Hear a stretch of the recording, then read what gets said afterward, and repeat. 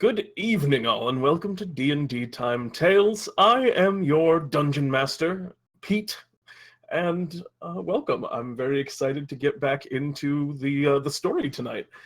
And joining me, as always, we have a myriad of wonderful players. You see one of our players is a ghost at the moment. He should be back with us shortly. We're just having a couple technicals on his end. But before that, Is he a ghost, Pete? I did that intentionally. Hello, everyone. How you guys doing? I'm doing great. How about you?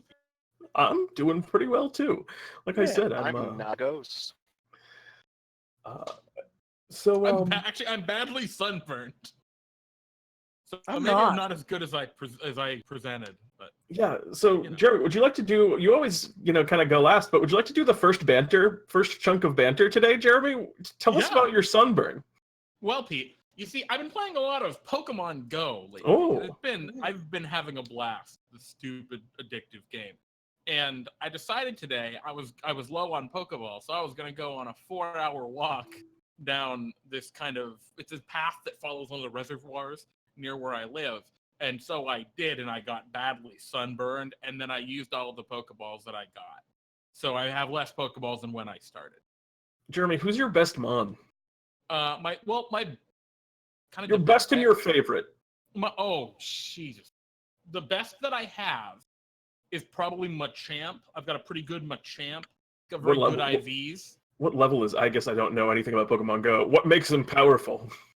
He's got good abilities. He doesn't have optimal abilities, but he's got pretty good abilities, including a couple legacy moves that you can no longer get on Machamp, because I got him back in 2016. And then he's just really good. He's got good IVs, which are special stats that each Pokemon has individually that augment their attack, defense, and stamina. But yeah, he's just very strong. He punches things a lot. I have a Dragonite that's technically got a higher combat power than him, but the Dragonite kind of sucks. It makes me sad. I'm sorry that your Dragonite lacks got power. Some really bad moves. But someday he'll be powerful. I mean, he's a Dragonite still. Jeremy, I'm just gonna flex on you a little bit right here. If you could please turn your attention to the camera. Can you see that? Can you see my perfect IV Espeon? All right. I see how you're doing. I see how it is. But yeah, no, I'm very excited. I've been having a lot of fun playing the game. Besides the horrible sunburn, which is going to be agonizing tomorrow, it's been a blast. Radical. Oh, and my favorite mon is my Persian. I named him Data. He's my buddy. I mean, naturally. Jeremy, I'm glad you're joining us this evening. And James, while you're flexing over there, how are you doing? Fucking brutal flex. Yeah, it was. Well, just you gotta keep those random chance Pokemon stats strong. I'm doing pretty well. Been having a hell of a month for Fred's Franks. No rainy days so far. Been pretty great. By the way, Fred's Franks is the #1, called best hot dog in Massachusetts by Reader's Digest and myself and anyone who's ever been there, if you ask them. So Fred's Franks, exit 40 off of I-95 in Massachusetts. Get off the rotary, go around, see the red truck. We're right there. Go Fred's Franks, Schnurble. I've lost my train of thought. It's totally gone. Just quick question.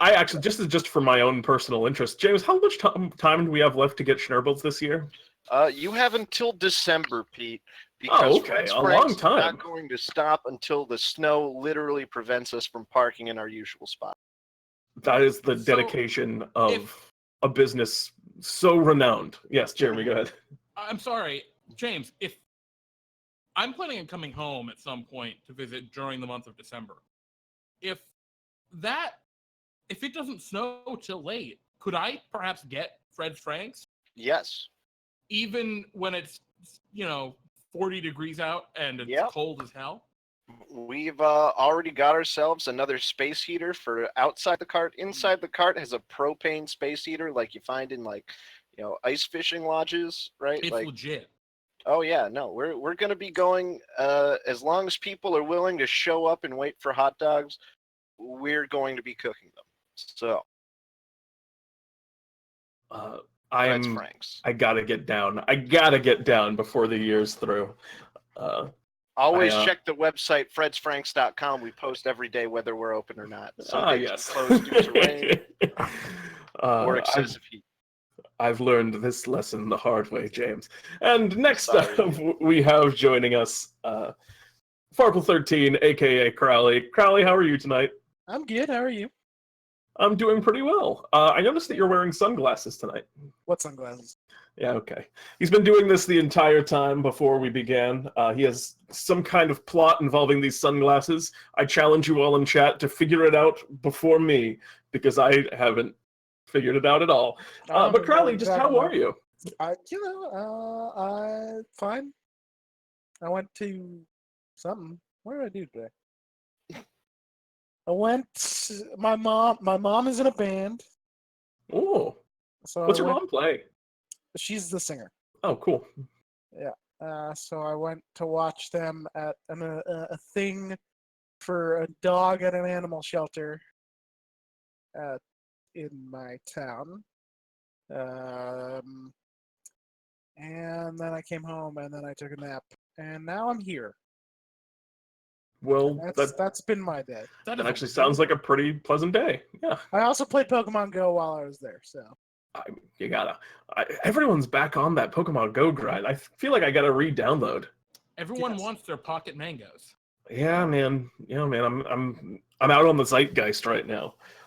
And before we get into our usual pre-game segment, hello to chat.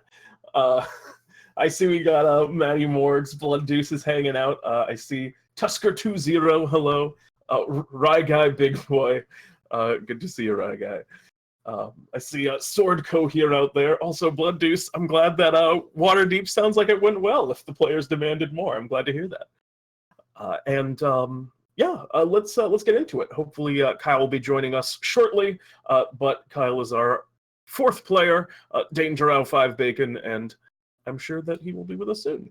But as we've been doing every week, since we already know everything there is to know about us as players, I do want to learn more about your characters. So I am going to ask all of you to tell me one thing that I don't already know about each of your characters, starting with you, Crowley, as you have not gone first yet. Tell me one thing about crickets I don't know. One thing about crickets that you don't know. He's quite mischievous. He was quite mischievous growing up. And like in the Empire, he gave his handlers a lot of trouble because he would randomly turn into animals or find ways to get random wild animals into the building. And they don't know. A lot of times they didn't know how he did it. There it is, folks. Cricket's just kind of a little bit of a scamp. I like it. I feel like I knew that a little bit, but I definitely didn't know that he used to just let wild animals into buildings as a prank, because that's a very good prank. Mm-hmm. I'm sure Erdon was neither pleased nor displeased by this. Next up is I'm gonna go left to right here. Speck Speechly. Speck Speechly. What's something you don't know about Speck Speechly? Yeah, please. All his cards very close to his chest. What's something you don't know about? Speck Speechly was once deeply and madly in love. Was once. I mean, I really want to ask more questions, but I feel like that goes against the spirit of this thing. But I would like to know how this all ended and who it was. But I guess. Well, she was a traitor to the Empire, and thus could never be.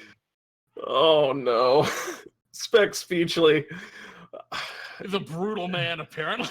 You're a complicated individual. I'm sorry that your love didn't work out, but there's always the future. Speck Speechly couldn't embrace her, but the Herb Finder does to this day. Before I get too scared, Von Paz, what's something I don't know about your character? Let's see, I hate a god. Apparently, Von Paz breezes, whatever that is. Weird drug. I think this week's new addition, which has always been, of course, part of Von Paz's character. I think Von Paz is very what's the term? Ambitious. He sees himself as a natural leader and takes responsibility for the things that happen kind of around him or when he's assigned to a mission. So, like the injuries that happened to Ghost, those were his fault in his eyes. That feels on the money. But I didn't know it would. I didn't necessarily think it would have gone quite so far as that. So that's interesting to hear. And last but not least, but before we learn about one interesting fact about Ghost that we don't know, I would like to know an interesting fact about Kyle, which is to say, Kyle, sure. how are you? I'm good. My day was good. I went on a walk earlier this morning. It was a good time. Eagles won, so it's a good way to start the season. Yes, congratulations on your victory. I know that you're a big Eagles fan. Yeah, go Eagles. I know how to spell one word. And Kyle, tell me one fact about Ghost that I don't already know. Let's see. That you don't know. Is it specifically that you don't know, or that the chat doesn't know as well? Try and do both if you can. All right. Okay.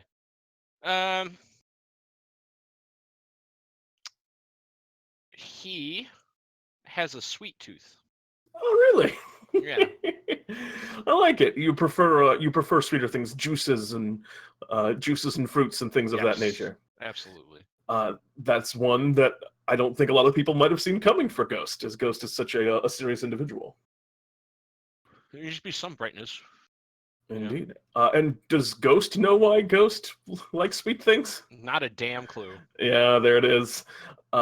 So, without further ado, let's come into our adventure tonight.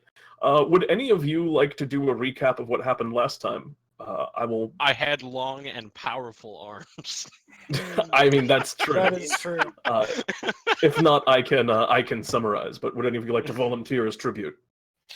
Speck Speechly would like to give a rundown of the please. event in which the first meetup of what Speck is ever known to be a four-fingered party of the Black Hand. Normally it's just the 1 point, but no, this time around it was 4 members meeting up following a request about the Countess something fantasy Italian name.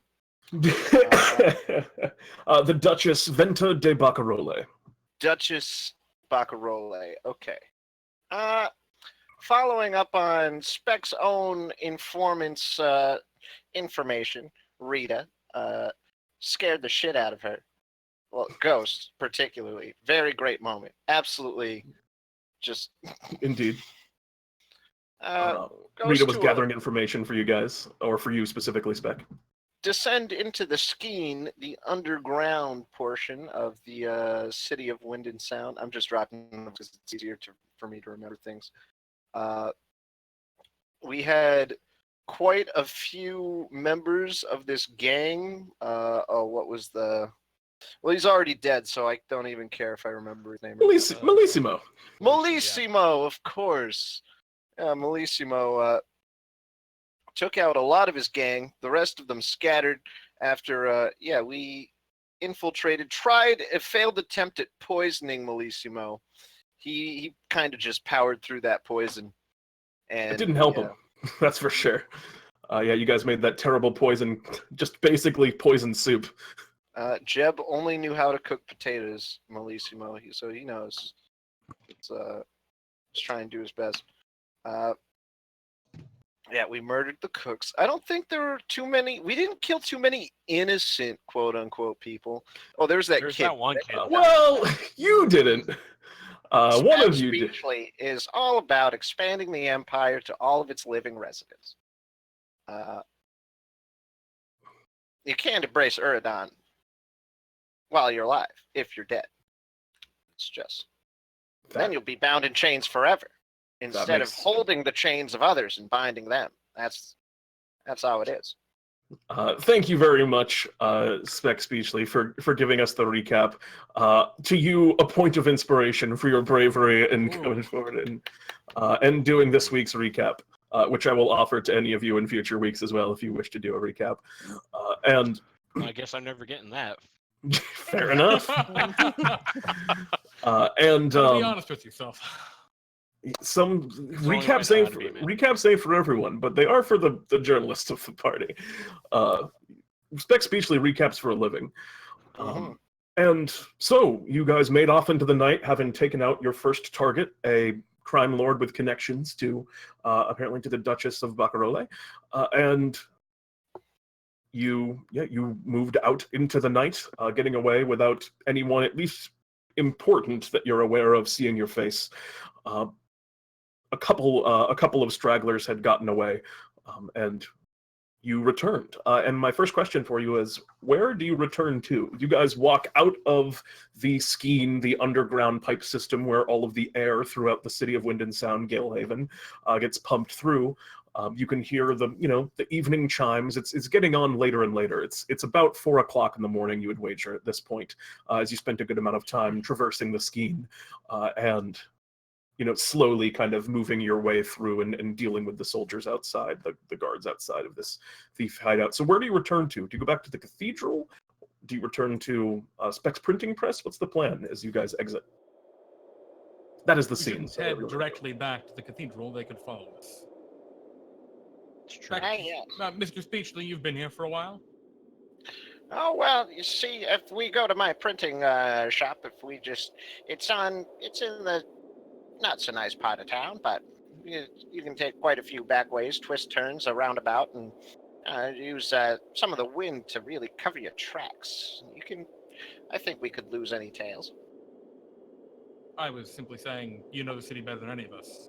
Lead the way. Oh, yes, I believe that my apartments are closer than the cathedral itself, for certain. If you folks would like to come with me, I'm afraid lodgings might not be to some of your tastes. I should say, for those of you who have tastes. Now, but I will say, I have a couple bottles of brandy back at the place. Lead the way, Mr. Speed. Indeed. All right, and you step off into the night towards the printing press. You move quickly, and with all of your respective, skill and stealth, the streets are dark, and you are completely unnoticed as long as you desire to be so, which I assume is the case in this instance. That's the whole point. Indeed. And eventually, you arrive at the printing press. Inside, the mill of it still kind of turns and spins, but all of the elaborate machinery that makes the press operate is currently shut down. You don't have it activated, so it's actually, the windmill's not connecting on the gears and feeding in, allowing it to produce. You can see there before you, Bertrand has already gone home for the night. You have made a little bit of a home for yourself here, Speck. You have, a place up on the higher levels of the windmill that kind of sticks out the top and where you get the power for the printing press from. But you can see several very large stacks of the very first edition of the Iron Empire editorial that Bertrand apparently finished up the printing process for after your departure into the evening. Oh, very good, very good. Per your request, you can see the headline reads, Galehaven, City of Wonders, with a question mark on the end. I'll have to start working on the extra right now. Crime boss taken down, and Speck is immediately going to go over to the template, the racks of letters, and start flicking them into place. Yeah, absolutely. Do you go and get some of that brandy for your guests this evening? Oh, well, Speck is hard at work. He's going to say, just behind us in the cabinet, first shelf. All right, yeah. You all step into the space. It's small, it's cramped. There's a lot of clutter in different paces. You walk through a room with a number of desks, all of them, seeming individual. Most of the people here seem fairly messy. There's, notes, pages from kind of another newspaper in places. It looks like, Galehaven, since they are the first city in which there has been a printing press like this. There are, clips of other newspapers that some people were like reading and referencing to get good ideas for layouts and stuff. As things are just kind of getting underway here. you are all there for the night. Is there anything you guys want to do other than Speck? You're putting the paper together, but as you all kind of rest for the evening, what do you do? Yeah, so it's in a windmill? It's in a building, and then like a lot of the buildings in There's like a windmill thing on there's top. a wind generator on top. Yeah. Now, right now the gears are disengaged, but if I were to engage them, and then I could have it so it creates a mechanical press, so that we don't even need to use hard labor. And I say laborers are the most gossipy of common workers. I'll tell you right now. Besides maybe kitchen maid. No, kitchen maids are definitely the most gossipy, but laborers are a close second. As Speck kind of goes on, Vaughn, takes a glance around the place and kind of nods to himself, like approvingly, like this will work, and turns toward Crickets. Crickets, could you go and get that brandy? Crickets is actually already started moving around the room looking for shiny objects or trinkets. Go ahead and make an investigation check as you're looking around. Vaughn will get the brandy and stuff. You are kind of going around. You're not seeing a lot that are shiny. There's a couple of nice fountain pens that are on people's desks in places. You pocket. There's a few iron coins in different people's pockets. You catch one person that has a gold coin in their pocket, and it looks, you're not allowed to use gold anymore, but it's been like punched out, so it's just like the head that used to be on this particular coin. No longer would be a piece of currency, but more just like a decorative piece, like a medallion, but it's it's shiny and pretty. You also have in your hand, it's like these kind of shiny little stamps. Yours has the letter S on it, and it's just like a little block. And as you're working through the printing press, Speck, can't find the big S that you needed. I need capital scheme. It has to start with this. Oh, jeez. What about you, Ghost? What are you doing? I find a corner that is not very well lit, as I assume most of this place is not very well lit. Oh no. Indeed. And I pull out a yo-yo and I just start playing with it in the corner. Strangely childlike. So you're just standing in the darkness playing with a yo-yo? Yep, sure am. Vaughn approaches you in the darkness. I teleport away. Just the other side of the room. Yep. He just, as you get close, he's just gone. Yep. I reappear, still playing with my yo-yo. He doesn't miss a beat. Just kind of turns around to face the other side of the room. Ghost.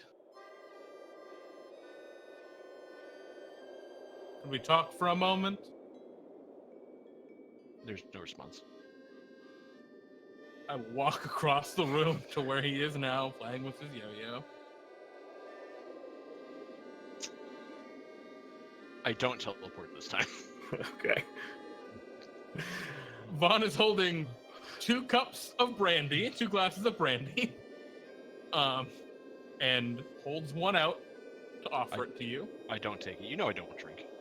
I know. Continues holding the 2 cups, puts one down on like a table and just says, Ghost, whatever happened today, I'm sorry I wasn't quick enough to keep up with it. I'll try to be a little more attentive next time if you're moving ahead. I must have missed you. It's fine. Don't be afraid to give me a heads up. I'm not the most perceptive in my age. Ha! Noted. I love Kind that. of nods and walks over room. to Speck. Mr. Spacely, you should take a break. Puts the glass down on his table. Oh, the glass was gone when you turned back. Takes the sip. Yep, I don't go over to Speck. I just sit down. I just sit down at one of the tables. Crickets has somehow made his way up onto the millstones or like the gears and stuff, and is just sitting on whatever one is spinning, drinking the brandy. Vaughn he takes out his blades and begins to, clean them off. just on this person's desk. So there's chips of dried blood on whoever's desk this is this morning. Do you have the printing press kind of working now as you're trying to like get a few changes to the last minute, the late night edition? Oh, so I'm not like, so I'm going to be waiting to put out this extra until it is reasonable that people have heard the that, guards Once are running the information scares. has, disseminated and... Exactly, because I don't want to be drawing attention to myself. Right? All right. Being like, how quick could they have gotten this information, right? So just still will be faster than the other papers, because as soon as I get a hint that this is going on, I'm immediately going to start making extras. But right now, I'm just, Bellissimo done for? All right, cool. So, as Vaughn and Crickets drink in their own respective ways, Ghost, you yo-yo your evening away, and you work. How long do you work, Speck? Oh, a Speck isn't going to work too much longer than like an hour or so, because he still has to sleep, right? Yeah. Or the paper boys are probably going to come here at like 5:36. Yeah. Right, to start getting the additions out. So Speck is going to be, they're probably going to be showing up by 5, right? Like 5:15. Yeah, Speck is going to have all the papers downstairs ready to go with their pay on top. And it just says, take a penny extra, and I'll know. Very good. So you stack up the papers, and all of you eventually. There are not a lot of kind of comfortable sleeping spaces here, as you have a bedroom for yourself, Speck. But each of you. What are the walls made out of? What are the walls made out of? You can pick, Speck. Oh, I'd say probably wood. I would think wood with maybe some cheap plaster over them. Like to give it a more uniform feel, right? There'd definitely be at least a thin layer of plaster over them. Speck keeps this operation more or less airtight. Very literally, yes. Yeah. And what are the gears made out of? Oh my god. I mean, some of the windmill. I mean, a lot of it's thick wood. I mean, there's definitely some pieces of it that are stone somewhere. I mean, there's metal accents as well. How big is the stone? Or what's like the biggest piece of stone that's in this? I think you could, if you're looking to sleep inside of the spinning stone windmill, you absolutely could. All right. Yeah. So Crickets, you kind of lay down into it. You can actually see there's a name carved into it. You can see it says. On the stone that you're going down into, A.A. Smitten is written on the side, and that's like right above your eyes as you're laying in, but it's weirdly backwards as you're sleeping in the windmill. It's probably just a touch disorienting as it's moving, but you find rest. And Vaughn, these accommodations are probably the least pleasant for you. As you can't sleep in stone and you don't meditate like an elf. Yeah, Vaughn deals with it. He's slept in worse. All right. Not in a long time, but... and as you all come down to rest for the night, you Ghost, I have a question for you. Sure. Do you, I imagine, don't... or how do you sleep? Because you're an elf and obviously you do not sleep. What is your meditation like? What do you think about as you meditate? Let me think. I say this because in a lot of ways, elves often will relive their own kind of personal memories and kind of see visions almost of their ancestors in places. But I imagine sleep is probably not quite like that for Ghost. No, it's a lot of the other option for this is a lot of like mental exercises, right? And all that kind of stuff, reliving everything that way. It's more so that it's a lot of time it's a lot of my like basic trainings that I went through,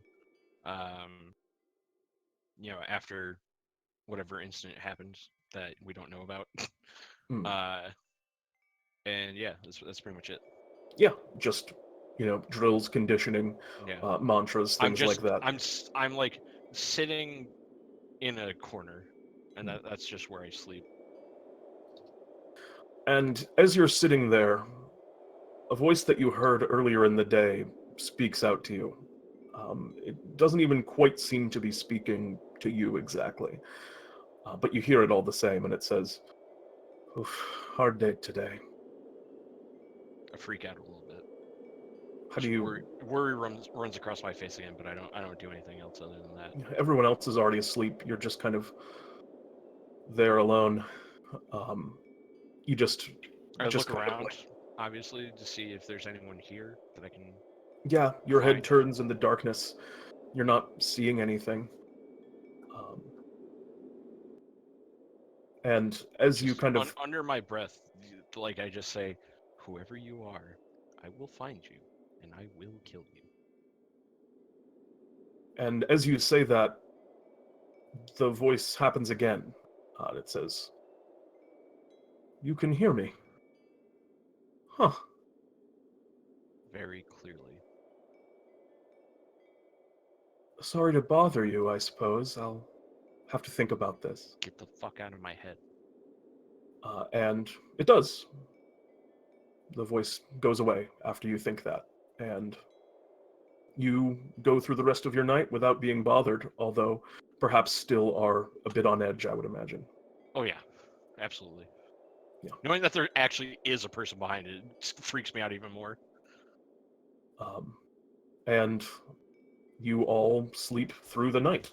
You complete a long rest. You wake up sometime later. Ghost, you in particular, are still feeling some of the soreness from yesterday's wounds, but for the most part, you're all right as rain, and you guys are free to go about your day. What do you all wish to do as you wake up? Make our way back to the Citadel, I would assume. Well, at least 3 of us. Speck has a business to run. Yes. Well, I always can just, I do my own fact-finding missions, It's very, very much, I'm a hands-on owner of this business. I have various underlings running around getting me bits and pieces that I might overlook here and there, but for the most part, I'm the #1 reporter for the Iron Empire editorial. So you, there's a few kind of employees you see kind of filtering in. You see Bertrand is walking in, and he goes, "Yeah, that's true. He's the best. That's why we all tied ourselves to Speck's star. I think this paper's going to go places." Everyone in the place that's kind of filtering in for work, you guys are just waking up and coming to. All of them seem a little bit like excited, waiting to hear about how the first day's edition go, sales and things like that. There's a nervous energy about the morning. I don't know if you share that or if you're just all confident, Speck. Oh, no, Speck Speechly is 100% confidence, all right? Now, boys, this is going to be an excellent day. There's going to be plenty of people looking for the news. I've already started on an extra. I have a couple of my investigators with me now that I also want all of you to know this is strictly confidential information, news porting secrets, all right? And I do not wish any of these people to be leaked to any other papers. All right, if I find even a hint, one hint, that people know that Speck Speechly is not working alone, well, you certainly won't be working here anymore. Throughout this whole thing, I am not seen. I make sure that I'm not around. Yeah. Okay. You go out. It's daylight now outside. The morning light is filtering through, but you kind of find a corner and make sure that you're out of it. Bertrand is kind of half listening to you, Speck, as he's looking up and he's going, "Yeah, whatever you say, boss." And as he's kind of watching this, Kenku just emerge out of the stone, vertically, just seeming to arise from it. and he kind of like blinks his eyes a couple times, shakes his head, goes about getting back to work. Well, I just look down at him and just like, extra, read all about it. I'm surprised it wasn't nice to meet you, sir, or madam. Here, see? I've already got a new paper boy who's very good. Vaughn's just been standing there waiting for Crickets to come out of the wall. He knew where Crickets had gone in the night before, but hadn't, just been waiting for him to come back. Mhm. And he's got another glass of brandy at 6 a.m. She sits. All right, Crickets, we need to make our way back to the... Would you like to give the report?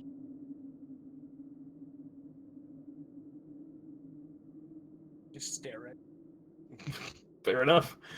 I walk over to Bertrand, and I take his hand in mine and do the cupped hand sort of thing. He just kind of holds it out to you without really moving it or doing anything, just looking at you a little apprehensive. And I remove my hands and walk away, and the S stamp is in his hand.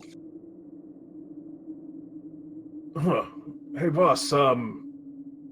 He found this. I guess must have been somewhere weird. And he hands it over to you, Speck. So Cricket, Speck is going to just shoot you just one careful glance of, how dare you? And says, oh, good, very good. Bertrand, I've already written up the rough draft for today's report. Now, if you, some of the beat reporters, they're going to start telling you of a couple of things. Rita's out of commission for a little bit. I'm telling her to lay low while she gets some heat off of her. However, it seems that the people who did a number on her, they seem to have gotten their comeuppance. Now, we're going to be waiting until the beat reporters come back with this information, so the other beat reporters don't know how fast I get this information, all right? But we're going to release an extra no later than 4 in the afternoon, all right? So, you want me to wait to... You got it, boss. Whatever you say. You start the press at 3, get out the extras out by 4, and then you have the paper boys do the extras, all right? Okay. Shouldn't be a problem. We'll keep a tight ship around here. Busy week for me, Bertrand. Very busy week. Lots of news going on in this town. I believe what Rita stumbled upon is very important. All right. And I'll... should I send flowers or muffins or something? Oh, sure. Send her a basket of muffins. That sounds wonderful, Bertrand. Okay. And remember, Bertrand, if I get any letters, you're to report to me. Right, straight to you, first thing. Exactly. All right. Yeah, he walks out back and goes to seeing to that extra getting properly printed. And yeah, you guys are free to step out. Are you making your way first to the cathedral? Well, as we're about to leave, Crickets again walks away from every time Vaughn gestures for Crickets to follow him, Crickets will go to the door and then think of something and walk back into the room. And this time he goes up to Speck and takes out his paperboy hat and puts it on, off, shrugs. Keep it on, Crickets. I like it. And then he takes out his chalkboard. He's like, it writes, should I be back at 4? If we're busy or not. Depends. Okay. I walk away. All right. To the cathedral. Vaughn has just been patiently waiting at the door for Crickets again. He's a little exasperated, but it's the Crickets. You come back and wait. You're coming as well, Speck? Oh, yes. No, the boys here can take care of most of the daily operation. You see, so we're not a daily report paper here. Right now, we're just doing a weekly edition, wrapping up with a couple of extras here and there for the very important news. And I believe things that are sensational and will sell well, such as, what's this about a major crime boss suddenly having his underlings running and screaming? Who knows? And Mr. Speechley, do you have a copy of the paper? Right now? A copy of, do you want the first edition of today's paper, or do you want the extra? Because the extra, I'm not gonna. I just left the rough draft with Bertrand. I think perhaps it might be wise to have the eye look. Yes, it does make. Well, it's a very vague report based off of because I can't include any personal details. I fabricated some sources of street urchins, but I can report the whole thing from memory as we're walking there. Don't worry. He pulls out his quill, a clipboard, and Von starts shrugs. writing. Very well. Ghost, are you with us? I'm already behind Von you. kind of looks around, but you don't respond. I don't say anything now. Slowly looks behind him. And there he is. Seems about right. Crickets, I was going to say. This is kind of as we start to walk, or as he starts to walk off. It might be wise, and actually, Mr. Speechley, you could probably be good at this as well. Actually, I think we all have potential value here if we're looking for additional leads to how we're going to take down Duchess Barcarolle. We do know a couple things about her. Namely, her influence in the sailing industry, the mercantile industry, shipping. Perhaps we could head down to the docks, see what maybe snap changes are being made as a result of the upset. Yes, I believe Molissimo had quite a bit to do with shipping protections at the very least, if not the actual business itself. Now, hired muscle guards, without their leader, their heads are probably spinning right now. Good instincts, Vaughn. Yes, it may come out to nothing, but it could give us a lead. Oh, apologies, Ghost. I'm just chuckling at head spinning with Molissimo. Are you spinning your yo-yo at the same time? No, I'm not playing with it currently. But okay. No, head spinning. I decapitated Molissimo. Yeah. With a punch. And I think Vaughn wait, so you chuckle? I chuckle a little bit. Vaughn looks to you like in surprise as you chuckle, and then gets it and kind of chuckles a little bit. Yeah. Crickets doesn't get it, but laughs. you just copy the laugh exactly. Mm-hmm. Yeah. Vaughn stops laughing now, a little concerned. So, are you going to go to the docks first in that case? I think we're heading to I think we should go to the Citadel first to check in. Okay. Very well. You make your way across town, and you now step through. Galehaven in the daylight for the first time as you arrived, for the most part, late last night. For the first time, at least for you, Ghost, and you, Crickets. Although certainly you have been through here. You've been here for a while now, Speck, and this is your home, Vaughn. The streets are busy. The wind is still ever present as you walk through the streets. You can still hear the sounds of Galehaven. The chimes kind of blow and kind of wave in the winds.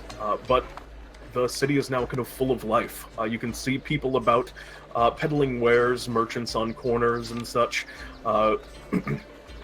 going about. As you're walking down the street, you hear what sounds like a small child just kind of calling out, "First edition Empire editorial! Extra, extra, read all about it! Exclusive!"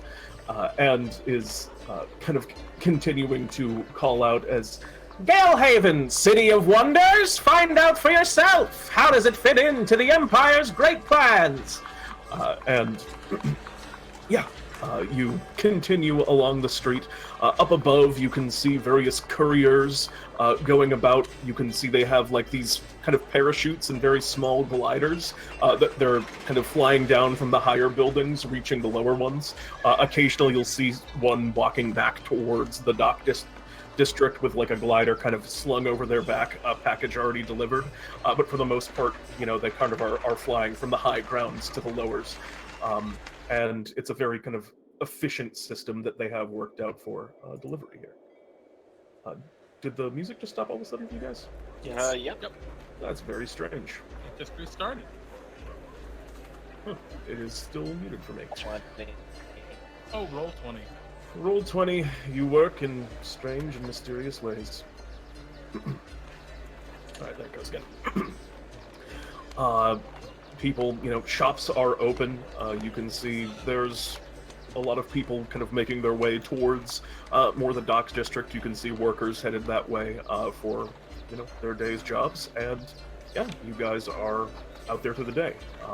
You make your way to the cathedral in none too much time, unless there's anything that you would like to do en route. No, And cool. I don't think so. Yeah, you step forth into the cathedral.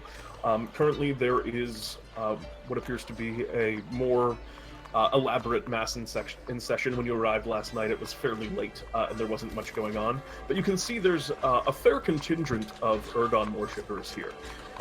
Nothing compared to, you imagine, what the Temple of the Wind gets here, but still a pretty good turnout. The priest is kind of, as you walk back into the cathedral, going through their sermon at the moment, and you can see the eye kind of walking along that same kind of balcony that you saw the first time, walking towards that side door into the common chamber, and as you kind of approach, you see her head just kind of turns around very quickly, nods to you all, and she walks off further into the building. I follow that word. All right. Yeah, it is out in the streets. It is bright daylight, so there hasn't been a lot of opportunity for you to really hide and use your abilities in the way that you like to. But now that you're back in the cathedral, it's a bit more shadowy, and you're able very quickly. You all see Ghost just kind of pop up behind her atop that balcony and step off into the room. Do you all follow? Mm-hmm. Yeah. Very good. A little cheat keeps doing that. Yeah. Cricket says very quietly as he's walking, "You must be quiet during the mass."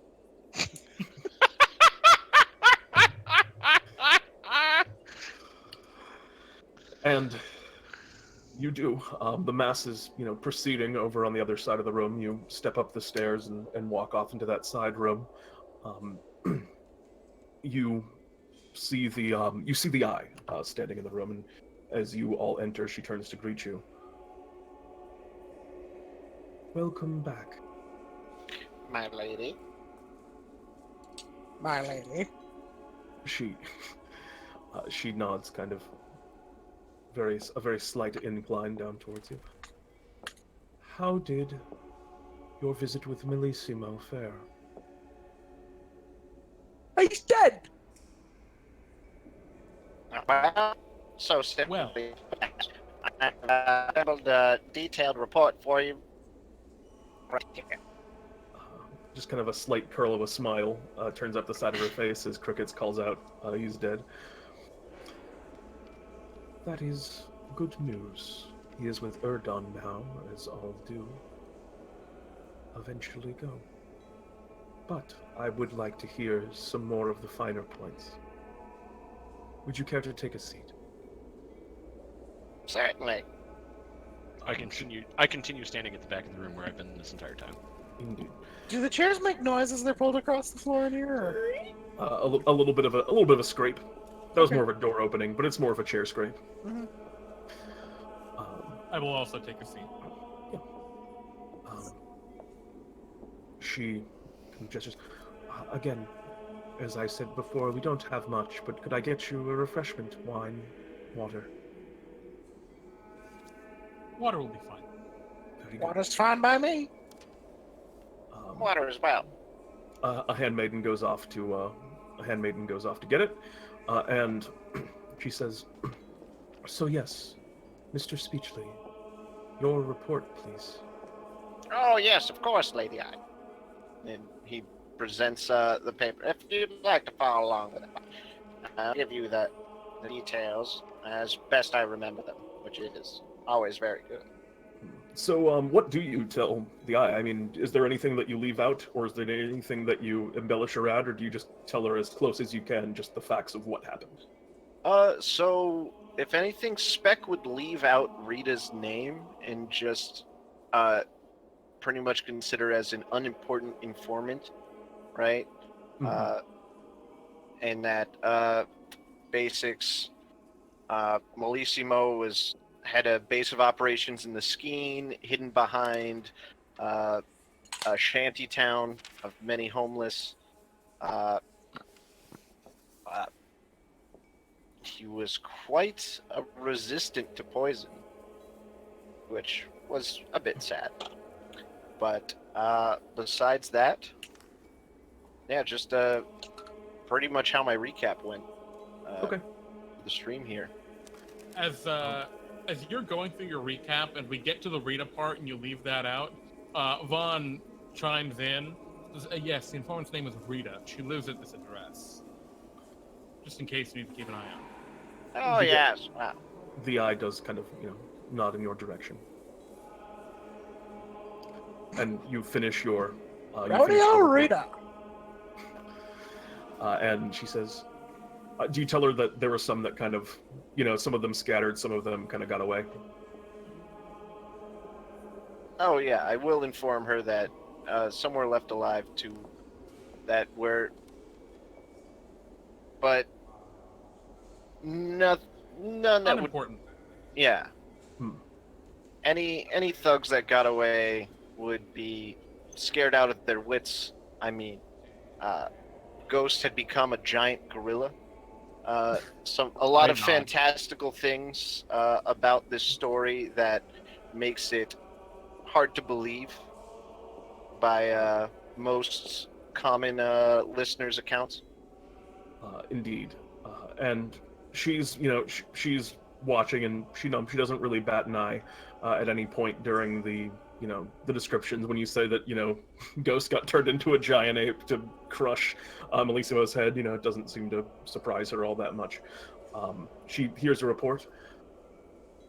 It can sometimes be advantageous for some to get away, spread a message of obedience. Indeed. Yes. Criminal scum are criminal scum. While our identities may be at least somewhat known by appearance, our affiliations are still unknown to them. That is reassuring to hear. At some point, I would like to commune with you a bit more, Speck or Vaughn, or any of you. I would like to see the faces of some of these individuals so that the eyes may keep their watch peeled for them. I'm sure they will do no harm, but safety is important. And at this point, the handmaiden kind of returns with your drinks and beverages. Here they are, Watcher Galen. And she kind of goes around and sets them all kind of in front of you. And this rings very disharmonious in your ears, as addressing an eye by their name is pretty unheard of. When you become an eye, you give up your identity to be an eye for Ergon. And for her to refer to her by whatever name she had before is an extreme breach of etiquette within the church. I teleport behind her. All right, you do so. She hasn't noticed you yet. She's just kind of placing the drinks on the table. I quickly brandish a dagger. All right, yeah, the eye kind of looks up at you. It is fine. I teleport back. Could I, roll insight on this, or possibly, try and figure out what exactly it is about this handmaiden? Does she seem to, possibly resemble the eye? Would have some sort of familial or, a shared, birthplace, something like that? Please, go ahead and make an insight check. I'd like to make an insight check on the eye herself. Yeah, absolutely. You may do that as well. So for your insight, you're not really picking up any details that seem similar. They look, just baseline, getting a vibe of their appearances. They look pretty different. Crickets, you are watching the eye, and the eyes are, generally speaking, implacable. But you can still, when you've interacted with them enough, catch the hints of emotion through the, the masks of, just the masks of lack of emotion that they kind of choose to wear. And in this moment, she seems completely unfazed. This offense apparently did not bother her in the slightest. If anything, she just seemed a little bit apprehensive about Ghost going to just kill this girl here. But that was the only kind of thing that came across really in that moment. But unfazed certainly by the breach in etiquette. She continues, but it is good work that you have all done. Melissimo's death will prove to be a great boon in your hunt of the late Duchess Venta de Barcarolle. We did not have an opportunity to finish our briefing last night as the news of Melissimo's arrival here in the city told me that, well, quick action was needed. But the eyes in our time here have gathered more information about the Duchess that it may be useful to share with you now. Excellent. And she says, in our watches, we have found that the Duchess, as I told you before, has sailed through the political scene here in Galehaven with relative ease. She has a number of powerful contacts, Melissimo being one, but there are others to whom I would attribute her success as well. Her family, in many places, has been instrumental, not the least of which is her sister, Gabri de Barcarolle.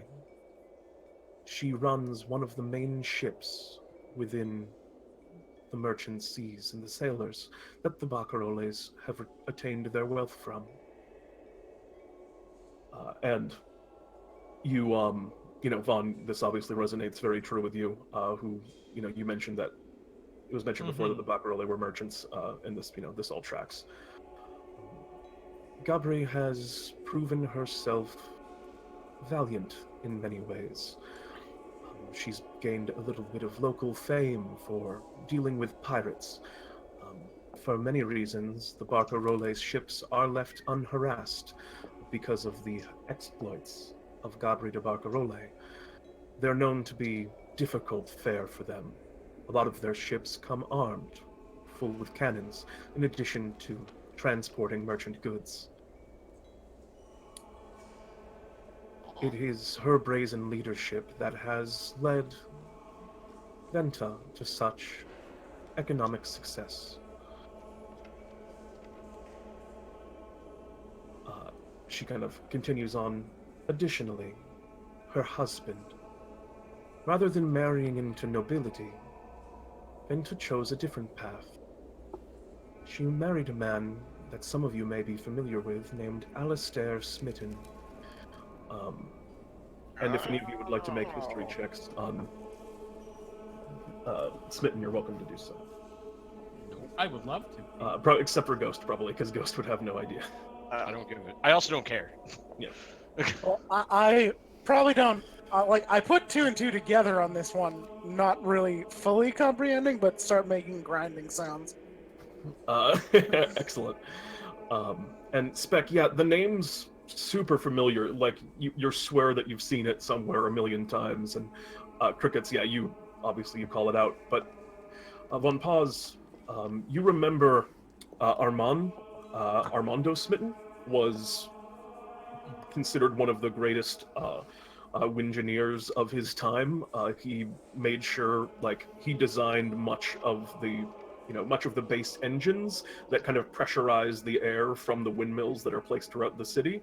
And the Smitten machines are, renowned in what basically allow much of the city of an art of the city of Wind and Sound to function.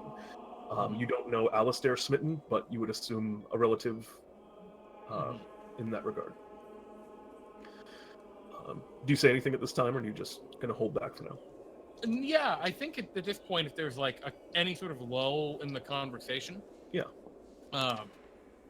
And maybe this is something that you misspoke or I misheard, and if it wasn't said, then obviously I wouldn't bring it up. But did you say the late Duchess de Barcarolle? No, I didn't say that. Okay, I don't know. I don't know heard which. you say that. I heard Kinda it too. Yeah. Oh, And I was just like, Oh. whoa, is she already dead? This is a This- twist. What are we doing? Okay. The campaign's over. what a Duchess twist! Barcarolle. No, that must have been Okay. a miss. Okay, that was Misspoken on my part. okay. Then in that case, I do not speak up after this. Oh, I said the lady, and then I changed it to the Duchess. That's what it was. Ah. That's what you heard. Yes, when we all heard the late and were confused. Yes, sorry about that. So she mentions this individual, Alistair Smitten. He has been allowing the ships of the Barcarolle, designing for them, improving them in places. They are many of the fastest upon the seas.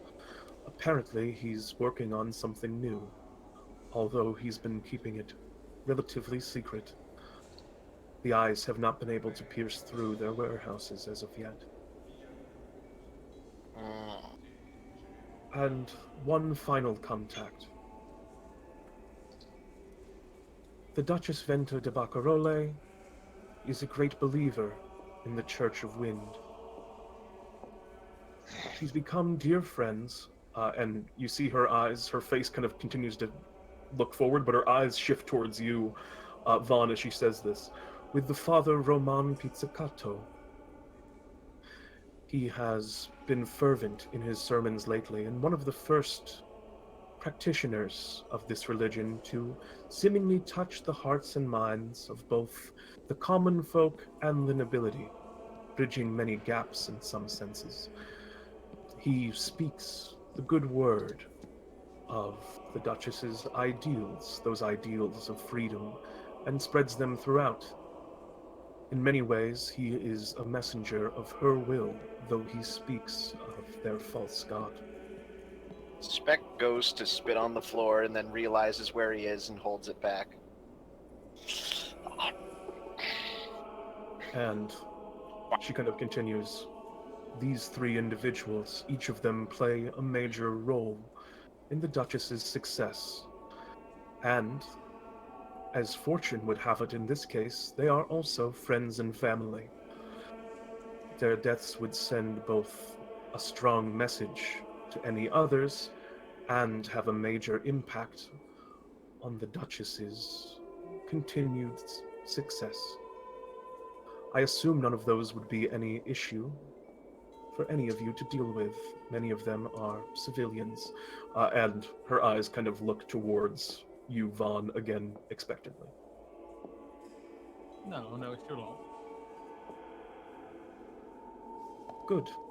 If you have any questions, our eyes are always open, and we are trying to learn as much as we can. It is Erdan's will, as I stated before, that the eye assists the hand as much as possible in this endeavor. The eyes have not been able to pierce the warehouses of Alistair Smitten. Indeed. How? He is cautious, frightfully so.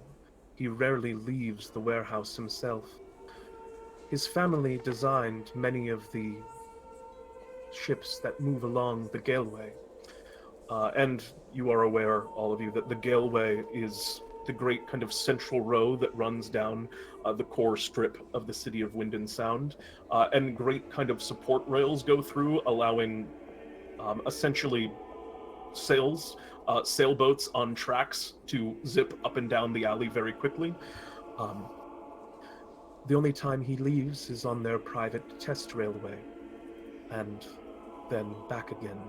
He's been fervently working on whatever it is for some time, but our eyes are unable to see through into the core of it.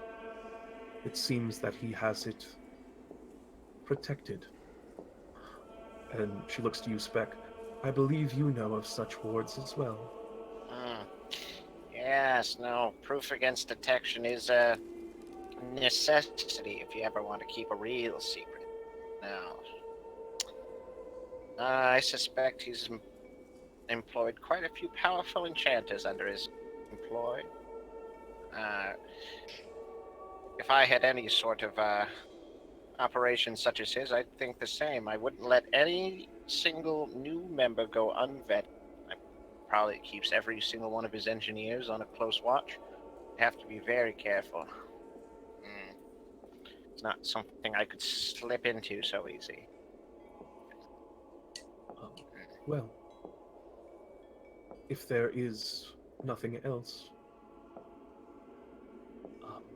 perhaps I could make a recommendation as well. I am aware that you are given some significant stipends. If you have any need of contacts here in the city, the Eye could provide. Our chemist, among other things. Could you get us in touch with an apothecary? Yes, as I was saying, our chemist. He is one of the best. He designed that concoction I gave you last night. Although he would be unable to make more. Certainly. I believe that's something that could be in order. Additionally, I have nothing else at the moment. Oh. My apologies. Oh, not a problem. If you have need of magical equipment, I could provide you with one for that as well. Yes.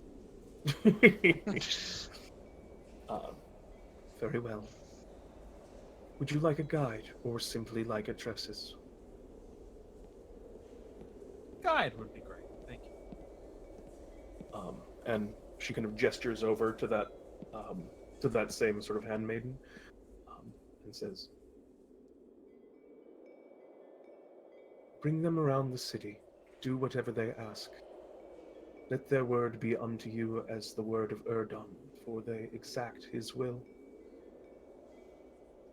She will take you anywhere that you need to go." Splendid. And the Eye wordlessly stands, bows slightly towards you all, and goes to step off. Alright, I just quick question out of character that I think we would know. Are there other eyes within a single church typically? Or is there like a head eye or As far as you can tell, she is the only eye here within this church. Mike, there are 10 small eyes and 1 central eye.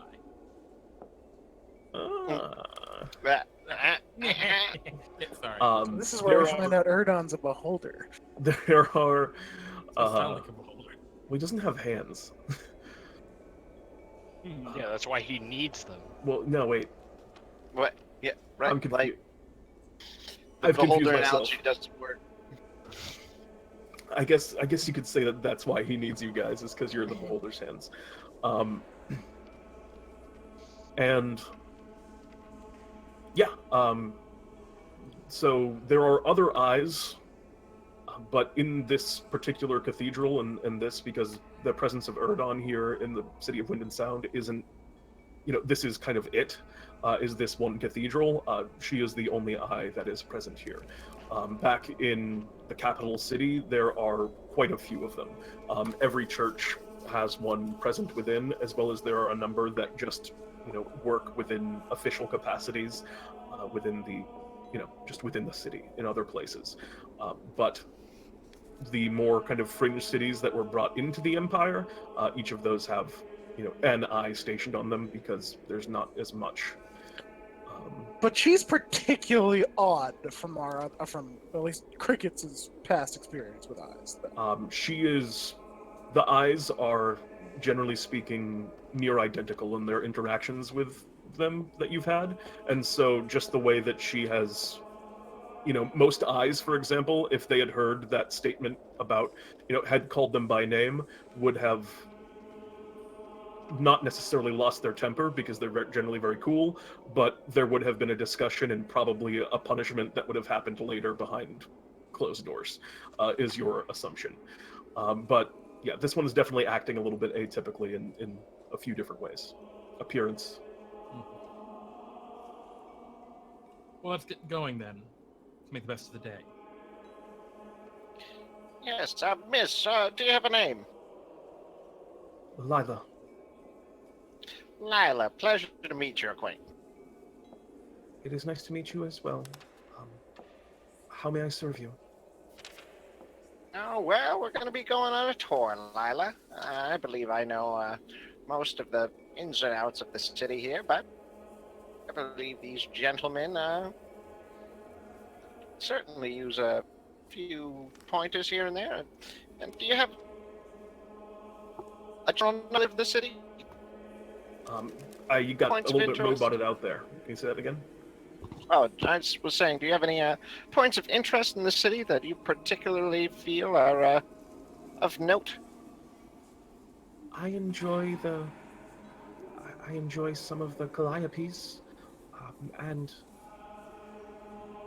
Watcher Galen mentioned that you would like to see be brought to Chemist Graph. So I can bring you there first if you would like. It's a very bad habit you have there. Or, Pete, Pardon? point of order. Are we still in the room with, the eye is left. Okay. Speck, no need to fret. Let's just get. I teleport behind her and just give her a smack upside the head. She kind of Ghost? braces herself. She grabs onto her head. I mean, I assume you're not striking with lethal force. Yeah. No. Are you making an just, unarmed attack, or is this just contact? No, it's just a smack. Okay, cool. Yeah, she means. I'm sorry I have offended. Please inform me of my mistake, and I will do my best not to make one again. Crickets walks up to her and makes calming sort of cooing sounds, no, don't worry kind of sounds, and then pulls out his chalkboard and says he's just weird. This is what he writes. She looks up towards you. She kind of seems a little bit relieved, and looks up towards you, Ghost, and just, again, I am sorry. Vaughn, in response to Ghost, addresses Ghost.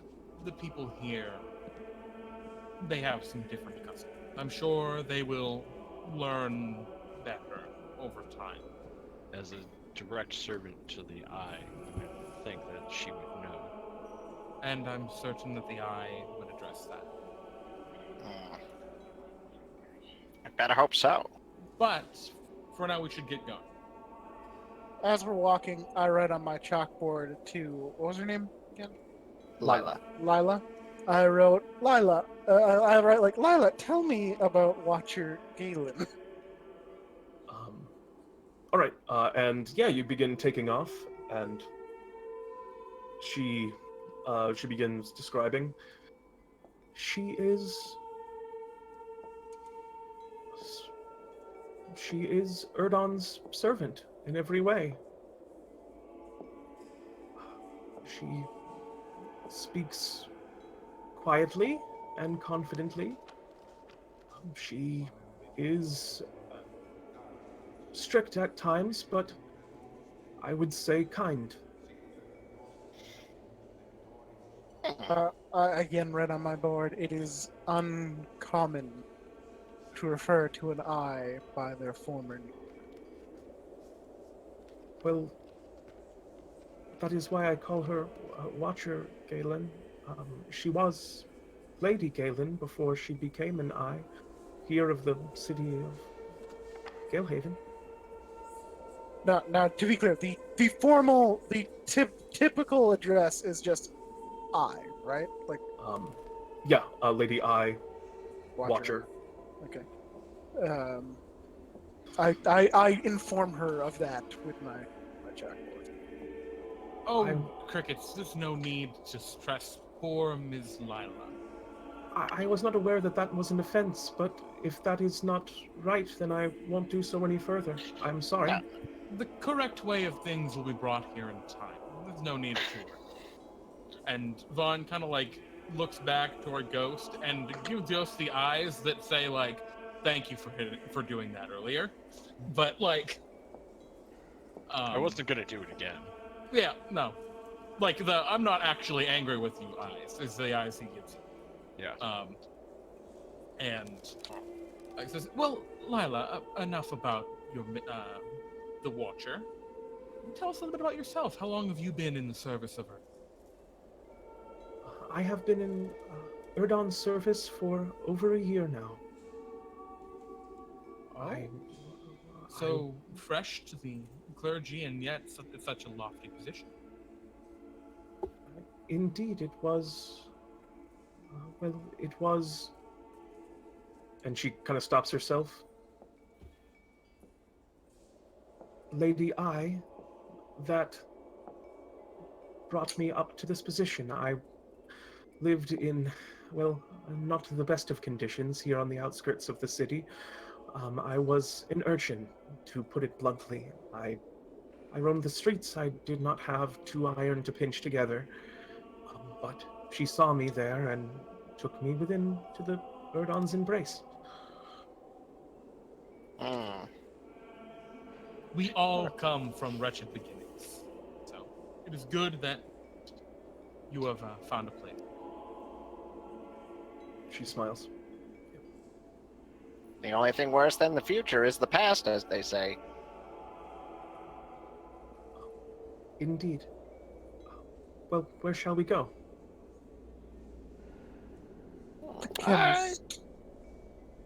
Agreed. I think we should be outfitted. Very well. I will bring you to Master Graf's. And she steps along through the city. And you all kind of head without the walls of the cathedral and out once more into the streets of Galehaven.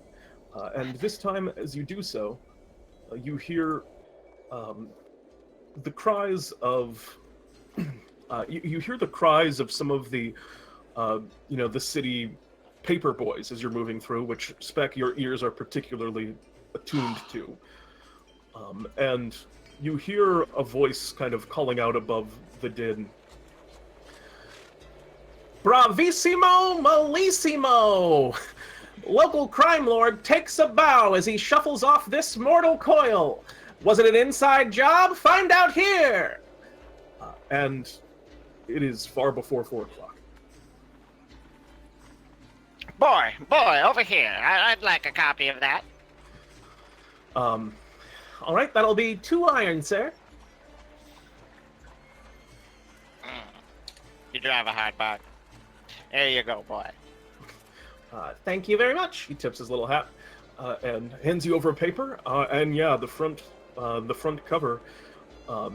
There's no, kind of depicted text, but it seems to be reporting the mysterious death of his first name, Ruiz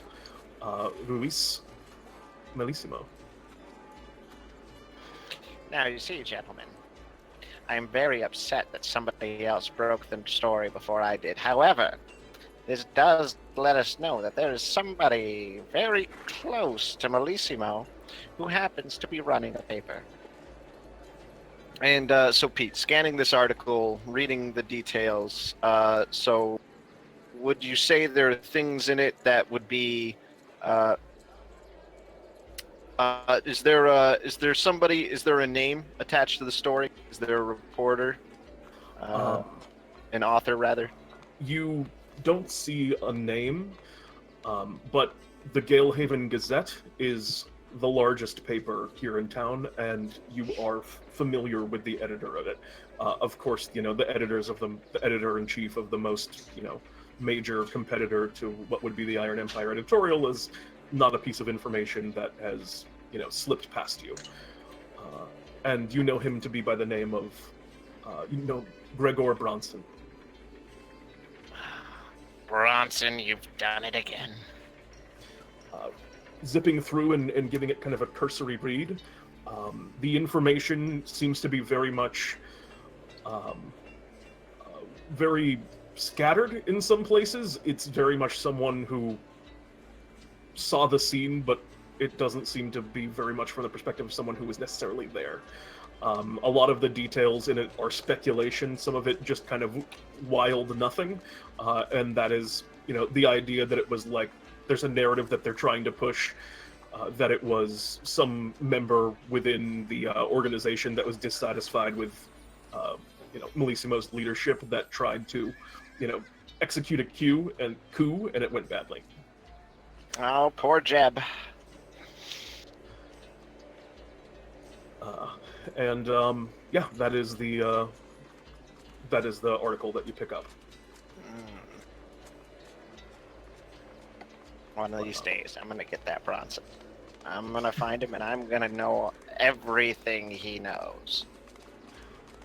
But for now, you continue forward along the city streets, and eventually duck into a small alley, side alley, where what appears to be, as Lila stops you outside of a very regular-looking, it looks almost more like a residential building than it does any kind of storefront or apothecary. And a simple wooden sign carved outside on the in front of the mailbox says Martin Graff, chemist. Suppose it's on stop then. Indeed it is. Would you like me to make an introduction, or would you do so yourself?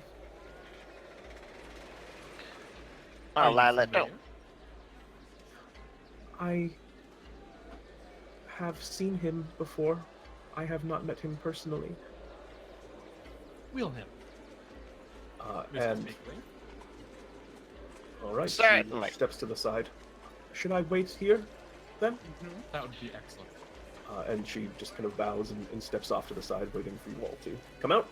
But yeah, there's just a wooden door. Like I said, it looks residential. There's no windows on the building, as one thing that you notice as being a bit odd.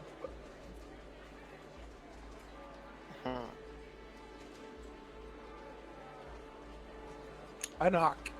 All right, you pop up and knock on the door, and a voice on the other side. Just a minute. I'll be right there. And the door opens up before you, and you see a human man, hair kind of blonde and tied back into a ponytail that goes down pretty far, and he's wearing kind of a leather smock and gloves at the moment. He's got a thick pair of spectacles that rival your own, Speck. And yeah, he comes to the door. Well, hi there. Come on in. Thank you, Sir Graff. Yeah, that's me, Martin Graff. I don't know if I recognize any of you. Never seen you around before. What do you need? Well, Good evening, or good morning, Mr. Graff. Yeah, morning, I suppose it is. Nice to meet you, by the way. What's your name, sir? I am Von Osvaldo Pacificato. Okay. Pizzicato. I say, Call me Von Pod. All right, Von Paws. Nice to meet you. Look at this little guy. He looks down at the crickets. The crickets, huh? Like the bug. Cricket just stares off into space when he says that. All right. And are you there? Speck Speechly at your service. Speck Speechly. All right. Looks to Ghost. He won't be talking very much, actually. Yeah, I was about to say, Ghost doesn't say anything. I admire a man of few words. It's a rare talent in this day and age. So, yeah, I assume you're here for a reason. Not many seek me out without having one. We represent the will of Erdon. Oh, you're with the church. The hand. Hand. I thought they were eyes. Yeah, all sorts. We get some of those folks around here sometimes. They seem like a reasonable sort. They pay very well. And, well, I always give them a bit of a discount. So you're from there. What's your name? Galen recommended you, huh? Yes. I would restrain myself from doing anything. Very good. So, I imagine you're going to be after some of the... I whipped up a great thing. They were calling it Erdon's Embrace. I called it Stone Skin Poison, but that's, well, I was never gifted in names. I take things a bit literally at times. But yeah, I don't run out of that. But I got all sorts of stuff. I imagine that's what you're after. Yes. More mundane poisons, and if available, articles that could be used to heal. Potions. Alchemy is a little bit outside of my area of expertise, but I could probably. I got a couple of simple ones I might be able to provide you with. More the application of chemicals is my business, and I've made some really great stuff I might be able to interest you in. Go ahead, and I think Jeremy, probably you. Would you like to just roll me a quick D? 5D14. I know that's a wild thing to say. Yeah, it's no problem, Pete. We got a lot of 14s. Yeah, I'm a high roller. What can I say? Please re-roll duplicates. That was the other thing I was going to say. What, Pete? It's not for number. It's for Pete. Now I got to re-roll again. All right, so 1, 5, 9, 2, and 14. So 1, 2. Yeah, thank you. 1, 2, 4, 9. No, it's 5. I don't know. Should be 5, 9. Oh, 1, 2, 5, 9, 14.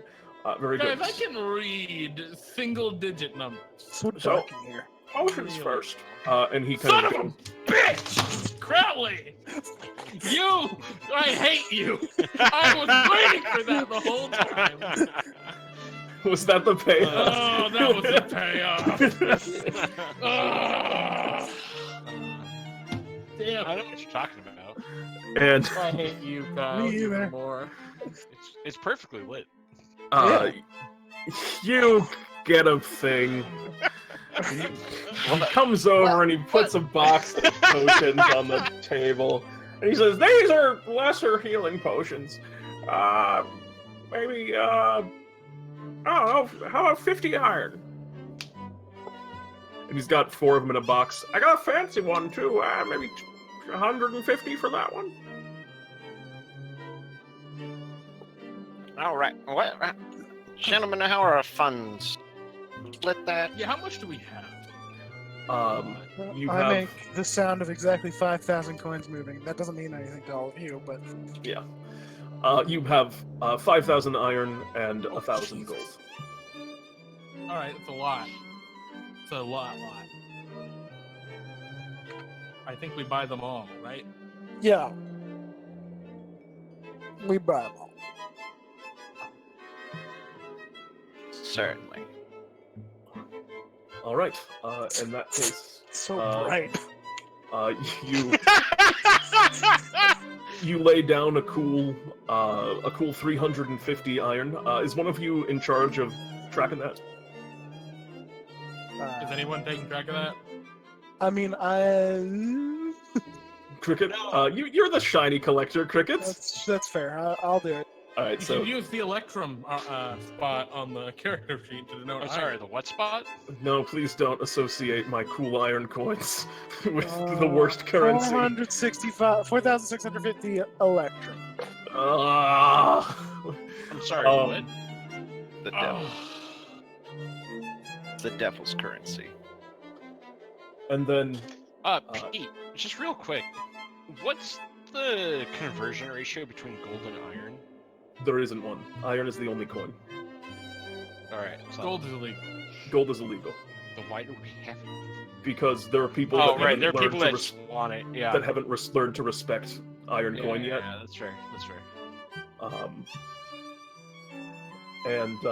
So he goes, and now seemingly much more excited, he starts kind of producing a whole bunch of vials from a back room that he walks from and starts laying them onto the counter. And he goes, "All right, I got all kinds of stuff I mixed up here. So this is a classic. It's called Assassin's Blood.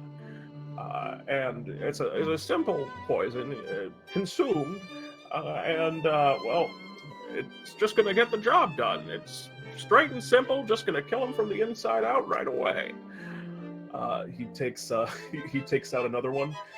This one's more of a vapor, but it's gonna kind of accomplish more or less the same thing. You're just gonna get someone breathe this in. You maybe unleash it a little bit closer to him, but it's gonna last quite a while and tear him right from the inside out. That's a guarantee. I promise you that. This is a real curious one. You see, this one comes from. Are you familiar with the Drow? No. Only vaguely. They're like elves, but they, like your friend here, but they live underground, and they're great at making poisons. And this is an old Drow recipe that I came across in some of my travels. I highly recommend it in a lot of places. Would the Drow be kind of important to Erdon's? I mean, underground They're just super elves. rare. Yeah, they're just relatively unknown, is what I would say about the Drow. So perhaps in Erdon's sight for a future campaign, I think of anyone you've seen them, Crickets, while they were trying to find you animals in the Underdark. Yeah. But you were generally just kind of like kept their distance, and the vibe that you got from your handler was too militarized to try and mess with while we're trying to fight in a war above ground. Yeah, makes sense. But you see, this one, it'll poison them, but it'll also just knock them straight out. And that's what he says about the Drow poison. Then this one, and he pulls out this one. We call it Pale Tincture, and you go on ahead and you drink this one. And it poisons you, but it also prevents you. There's pretty much no antidote for it. You can't just, even you go to the local cleric, they're not going to be able to deal with this. And that's Pale Tincture. And he goes, and last but not least, this is Wyvern poison. And he slams it down. I took it from a Wyvern. Well, I didn't take it from a Wyvern. Someone killed a Wyvern that I brought in, and I made poison out of it. It's real nasty. Real nasty. You can just go ahead and toss that right on a blade or something like that, and it's gonna almost instant is what I would say for the average person. So, you got a number of options available for you. Now, this is what I got right now. I also have basic poison, if that's something you're interested in, which, no. Okay. And he kind of puts away his bucket of basic poison. Just a loose bucket, not even in the vial yet. Just loose poison. It's a bucket of poison, yeah. So, Mr. Graff. Yeah. Do you work with the church often? Time to time, I get requests. They always kind of tell me not to talk about what I do with them, and I don't. And do you work with others frequently? I'll say this, the church has been one of my biggest sources of business, especially lately. They've been paying me, actually, just to find new ones. Like I said, that cool, that basilisk guy thing, the stone skin poison, or Erdon's Embrace, or whatever, that was a funded research. Mm-hmm. Tried it out on a rat. You want to see it? Yes, actually. And he walks out back, and you see he just comes back with what looks like a stone statue of a rat, and he puts it down on the counter. It just thunks down, solid as a rock, or literally a rock. Really? It's not just your stone skin isn't even a fit moniker.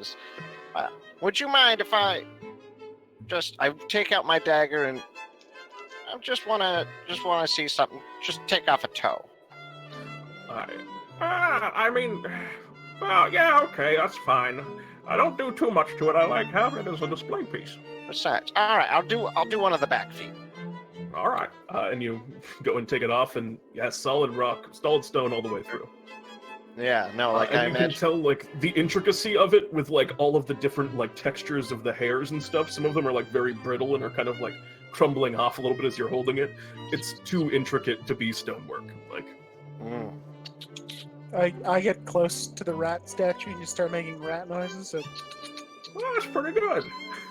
Points down at you. Hmm. So Mr. Graff, Yeah, do you work with other clients throughout the city? occasionally. Recently? I had one a couple weeks ago. Wanted some, well, looking mostly for medicine. Needed some stuff done. I don't work too much in that. Most of what I have will kill you quicker than it'll fix you. Nothing. No one comes to mind. Why do you ask? Just wondering. Okay. Well, I think I myself am very interested in that pale tincture. Yeah, certainly. That'll run you 250 iron. He's got a couple vials of it. Is I'm very interested in the wyvern poison. How quickly can you turn around more additional amount? I'm going to be frank with you. The wyvern poison, I got excited about displaying it, but it's pretty expensive. One vial of this, I have two of them here.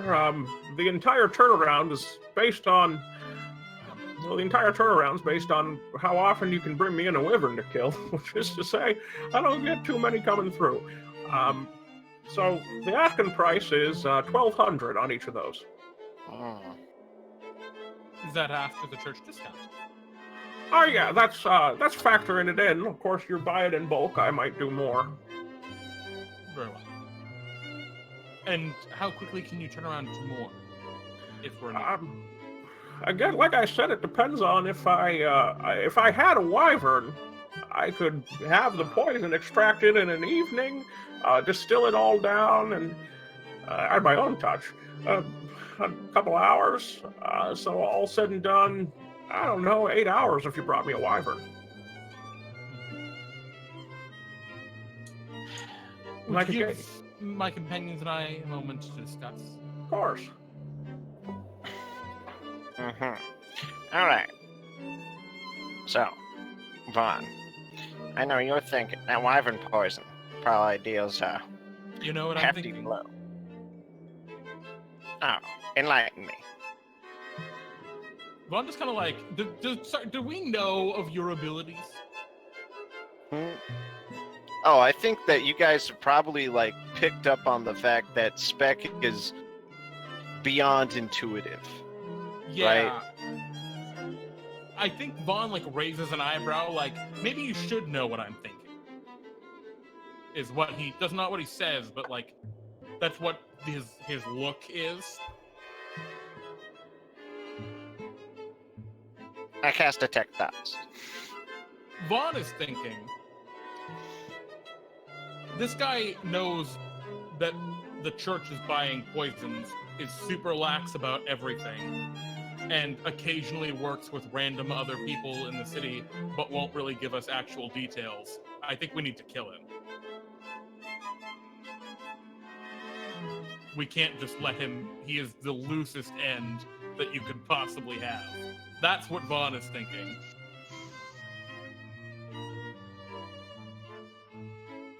Yes, however...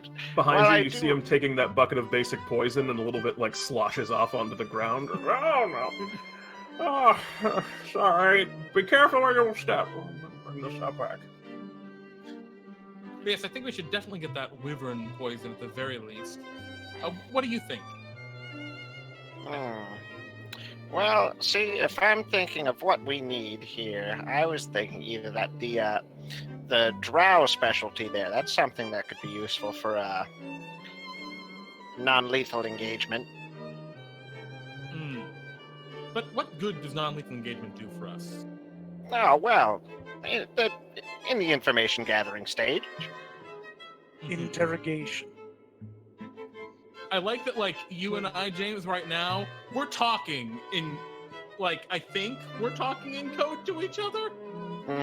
In, like, mostly code. Yeah, like, you're suggesting, right, and I'm clarifying this for Pete here, that we're on the same page. You're suggesting that we get the drow poison, then poison him with it to interrogate. Essentially, yes. Okay, I was making sure that I'm on the same page with that. Okay.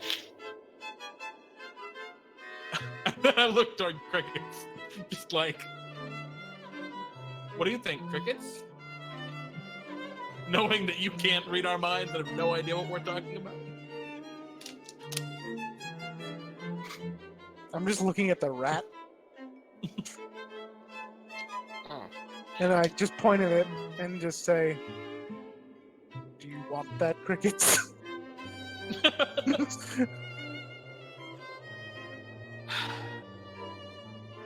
I don't think he'd part with it. Sorry to say. However, now, see, yes, I think that, oh, right. So, surface thoughts of Mr. Graf here. You know, let me roll up the tech thoughts just so we have it on the screen. A lot of text here. You are you are a little bit of a robot, but you're trying to read Graf's thoughts. Okay. Yeah. Yeah, he's walking out back right now, and some of his thoughts are very immediate about the about the poison. But as he kind of was sloshing the poison around, the thought that caught you the most on that was a little bit more than I meant to. Can I get a mop? And he puts that bucket down on the ground, and he goes, "I can't believe they're rolling around with the kind of money where they're just going to buy that." He seems surprised by your money, and it also seems like he intentionally spilled some of that poison.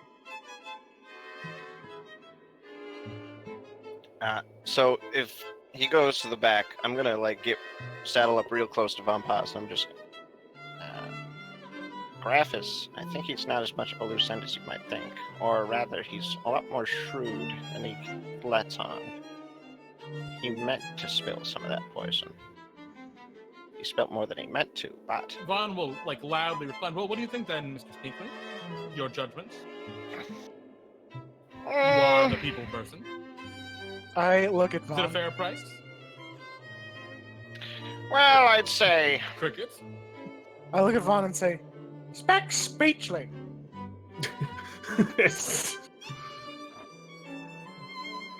What's Ghost doing this time? Probably looking throughout the shop. Is there anything super, I don't know, suspicious about it besides the fact that there's no fucking windows? Yeah, make a perception check. Perception, say 21. It doesn't really seem like a shop is the thing that you're getting. He has a counter in the space, and so an area it's intended for people to walk basically right through the door, but there's nothing on display. You don't see any, there's no art or anything on the walls. It's just a blank foyer, a little counter behind which he is, and then a back room. There's only the one exit into the building. It's very... Are there any secret doors or anything like that that stand out?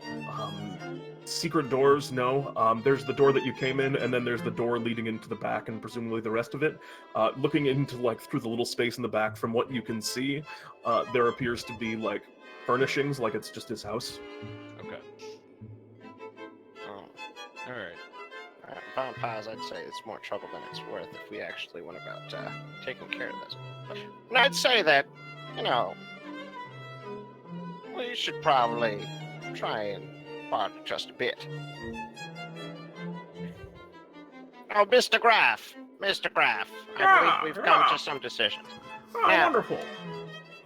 Now, that wyvern venom, if we were to take both vials from you, Yeah, that'd be around 24. 24, See, We can't do 24. 24 is a bit steep. Now, as what could be the beginning of a beautiful friendship between us, I was hoping that you could be persuaded down to something like, say, 2,000. Go ahead And and beyond that, you work with illicit sources, correct? I mean, evidently you sell poisons. That's a bit of a hobby of mine. I'm fine with good old-fashioned iron. If you'd prefer to pay in gold. I suppose I'd take it, but it's a bit dangerous hoarding gold around. I do this for a hobby. I don't ask myself too much what people do with it when it's out of my possession, and I'd rather not have gold if you have the iron. What do you do outside of this then? Very dangerous hobby. I suppose it is, but well, I suppose outside of this, one of my only eccentricities, I mostly, I live. This is how I make my living, and as you can see, I sell one that pays for most. So I mostly just live a pretty quiet life here and can conduct my research. Does Detect Thoughts pick anything else up? Just, I'm trying to draw stuff into his, Sure. As he's he is starting, the vibe that you're getting from him is that he's starting to sense the mistrust that you guys are kind of having in him, and he's starting to get a little bit nervous, is the sense that you're getting, Speck. Well, sir. And as you kind of are saying that thing about 2,000, but I think that it's hard to find someone even willing to spend this much coin. I think I can do 2,000, maybe a shade below what it's worth, but it's not worth anything to me sitting on the shelf in my room back here, is it? I didn't believe so. And just to be clear, because I don't want you to just to read you what you're buying, to make sure that you want it, because it's a lot of coin to drop. Wyvern poison is, the poison must be harvested from a dead or incapacitated wyvern.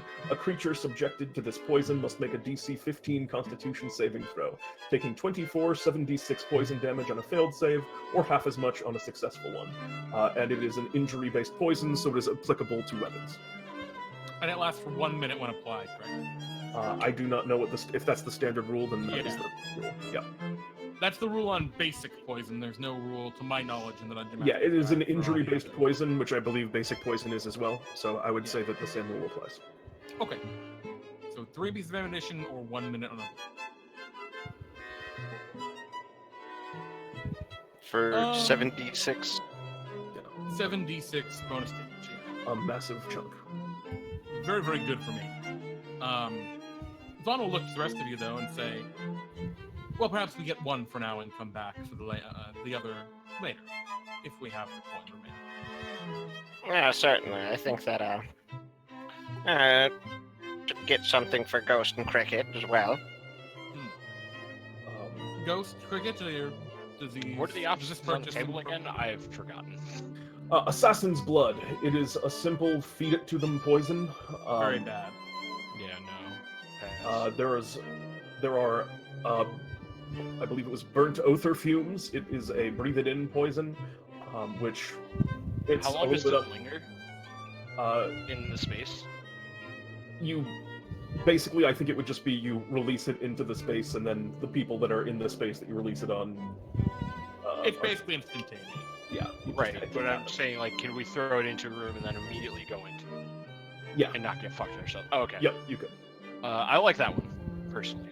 It does 3d6 up front, and then it lasts and continues to linger if you fail on it for a while. It is not as powerful as some of the other ones, but it has the potential to hit for more over time. There was the drow poison, which has the potential to knock someone unconscious if they fail by enough on the saving throw. And it also just poisons, mechanically applies the poison condition. And then there was the Pale Tincture, which is a poison that deals damage that cannot be healed. And it takes longer, it takes much longer to come out of this poison. Alright, so Speck wanted to get the Pale Tincture. Speck, you want that? Yeah, 1 Pale Tincture, 1 Wyvern. And to be clear about the Pale Tincture, that is a feed it to them potion. Yes. I pipe off from the back the smoke You want the burnt Yes. othar fumes? All right. Yes. Those are 500. The pale tincture is 250. How many of the fumes does he have? He has 3 of the fumes. I guess Wow. one will be sufficient for now. All right. And how much is he selling us one wyvern poison for? 1,200 for the wyvern, but he's reducing the price to 1,000. We can work. So Unless we're you gonna- guys think we should hold off on the wyvern poison for now. Well, what is that altogether going to leave us? That would with? leave If us it's, If you're buying, if 1750 is what we're. Actually, Yeah. Spend I it? got a Yeah. question for you before we go into that, Pete. yes, please. Our next stop is the magic stop. And the question I have is, have we run into humanoids, which are our primary targets, that have, through some sort of means, been able to be resistant to magical damage, to non-magical damage? Or is that like not? Because I don't know if that exists in the game normally. And if that's what we believe our primary target to be, obviously like a construct that'd be tough for me with a non-magic weapon. But I was just wondering, like, is that besides the construct option? Oh my God, he probably. Do has Are you asking? Have you ever basically? Are you asking? Have you ever encountered a resistance person to- with like armor or a potion? You've or never something that would help? encountered a humanoid that has resistance to non-magical damage. Okay. You're aware that I won't say yeah, that chance. Yeah. undead exists. I mean, there might be spirits. Okay. Yeah. But, Really like- not anticipating fighting too many But ghosts. yeah, I mean, who knows how many ghosts I've got planned to throw at you? It's fine. I can punch Valid. all of them. You can punch ghosts. I can't. I can viciously mock them. And I do not get the spell magic weapon because rangers have great spell lists like Cordon of Arrows. Yeah, I sure do. So if you, magic Okay. weapons are something that I'll just tell you could probably obtain if it's something that you want. Yeah, okay. My only, Just was one. my major thought for magic items would be like if I could get a small staff or something. But don't I know was what the trying to staff's come like. up with a good way for like flavor reasons to get more damage on my character instead of just keep rolling d6s every time. But they're like aesthetically, there's no real good way to do it, which makes me sad. Besides You put poison on your fists, Kyle. or Dark Kyle, Right. you teleport into a room, poison bomb, get out. I only do that as a bonus action, James. All right. Then you so- run in, poison bomb, and teleport. Yeah, that's actually a how better. it- Yeah, it's yeah. better. Yeah. Okay, so we'll just tell. I we'll come very back much about want the the- wyvern poisons. Yeah, We'll I come very back much about want wyvern. at least one of the The fumes. smoke bombs. Yeah. All right. And one pale tincture. Okay. Yes. So that's 750. The pale tincture and the you wanted the burnt oathor fumes. Yeah, I can give you one each of those. How about 700 for both? Certainly. All That right. should be fine. And yeah, he hands out one each of those, and you guys now have. And I'll make you guys little write-ups. I'll also make you a write-up for the Erdon's Embrace that you have already there good. on Huzz. So you Think can you'd know. do Yeah, so you can know exactly what that is. But I assume you don't need them right this instant. No. And I'll get those to you Well, I was guys. planning on using it right now on him. Oh, Yeah, we're- I was gonna just use it right now. oh, the Erdon's Embrace. Yeah. Okay. Can I You- also, if I can apply it, is it one dose? Can I apply it to a weapon? It's Because I want to take my surprise round to attack my whole part. yeah. All right, cool. And while you do that, I think that might be a great time to take a break, Okay. because we've been going for a while. Yeah. Well, when we come back, the party will all be stoned. Nice. Oh, bro, let me go. Let me go. Hey! Hey. All right, we'll be back in a little bit, everyone. Thanks for watching. See you in 5 minutes.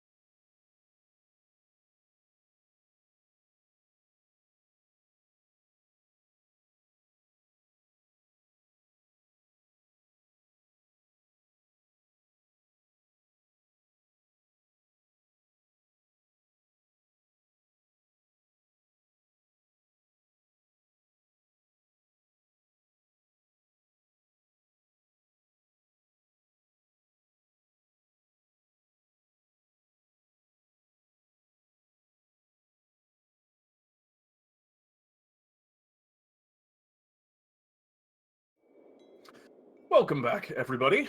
Where we last left off, our players were contemplating, I believe, Jeremy, you were contemplating TPKing the party with stone poison, right? I thought it over, and I realized I didn't want to do that. What I meant is, let's get the he'd hell only out be of able this to kill shop. one of us. Oh, good. I could kill all you, Kyle. Yeah, when Speck hears the thoughts of Von Paz going toward, well, maybe we should get rid of this loose end. Speck just kind of says, well, I think it's time we get going. Yeah, you guys step out back onto the street. Look forward to future business with you, sir.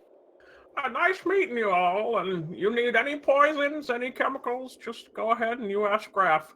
Got acids, too, if you ever need them. I go back in. Acids, you said. Do you? Yeah. How powerful are the acids? I got basics and industrials. How fast acting? Fast acting. I mean, if it's on some, it'll burn. Can it melt? What can it dissolve? Can it dissolve wood?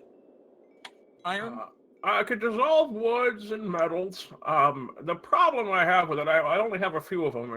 It's not hard to make. It's actually pretty cheap. The expensive thing is the containers. I had to have them custom made because it was eating through just about everything I put it in. Did you try? Have you tried glass? Yeah, glass lasts a while, but actually, give it enough time. Right. Oh, wow. Well, good. What's the price? We could use that. One of those with the one of those, and I got a lot, pretty much many as you'd like to have. With the container, it's going to be 300. Small that's vial. enough And he to- kind of puts it. I'll get you through a lock. Are you capable of doing larger quantities? You said it was easy to make. Yeah, easy to make. Yeah, I mean, I have the whole tub. I have the whole tub kind of enchanted in the same manner as the rest of it. It's dangerous carried around. Very well. If we can provide, you say glass lasts a while, a short time? Yeah. A few hours, days? Weeks even. Excellent. So if we could come back at some point and procure that could be of great use to us. All right, I'll keep in mind that you're going to need, how much are you looking for? Gallons? Yes. All right. I'll keep in mind I got a big order coming in. If we left some coin with you, would that make it more readily available? It'll be ready available either way, but if you'd prefer to pay up front, I'll make sure it's ready for you as soon as it can be. But it's ready now. I just would have to make sure it's properly divided up. And if you're doing glass, which is, like I said, there is some risk there, then... We can provide the glass containers when the time is appropriate. Very well. Excellent. We'll be back. Again, nice meeting all of you. Von Paz, right? Von Paz. Very good. Bye now. So we go back outside. Is the person still there? Lila's still there. Lila? Lila. Hi everyone. I'm here, Lila. Hello. Are you ready to continue? Certainly. Yes. Where would you like me to bring you next? Magic items. Yes. Very well. As he says. I will lead the way. She should be, according to the eye, she's usually there in the afternoon by right now. We're looking for a woman by the name of Margaret. She eats at one of the cafes in the Noble District. And yeah, she begins walking you all across the city towards the Dock District, which is the largest buildings, the fanciest part of Galehaven. And you once again find yourself out within the streets.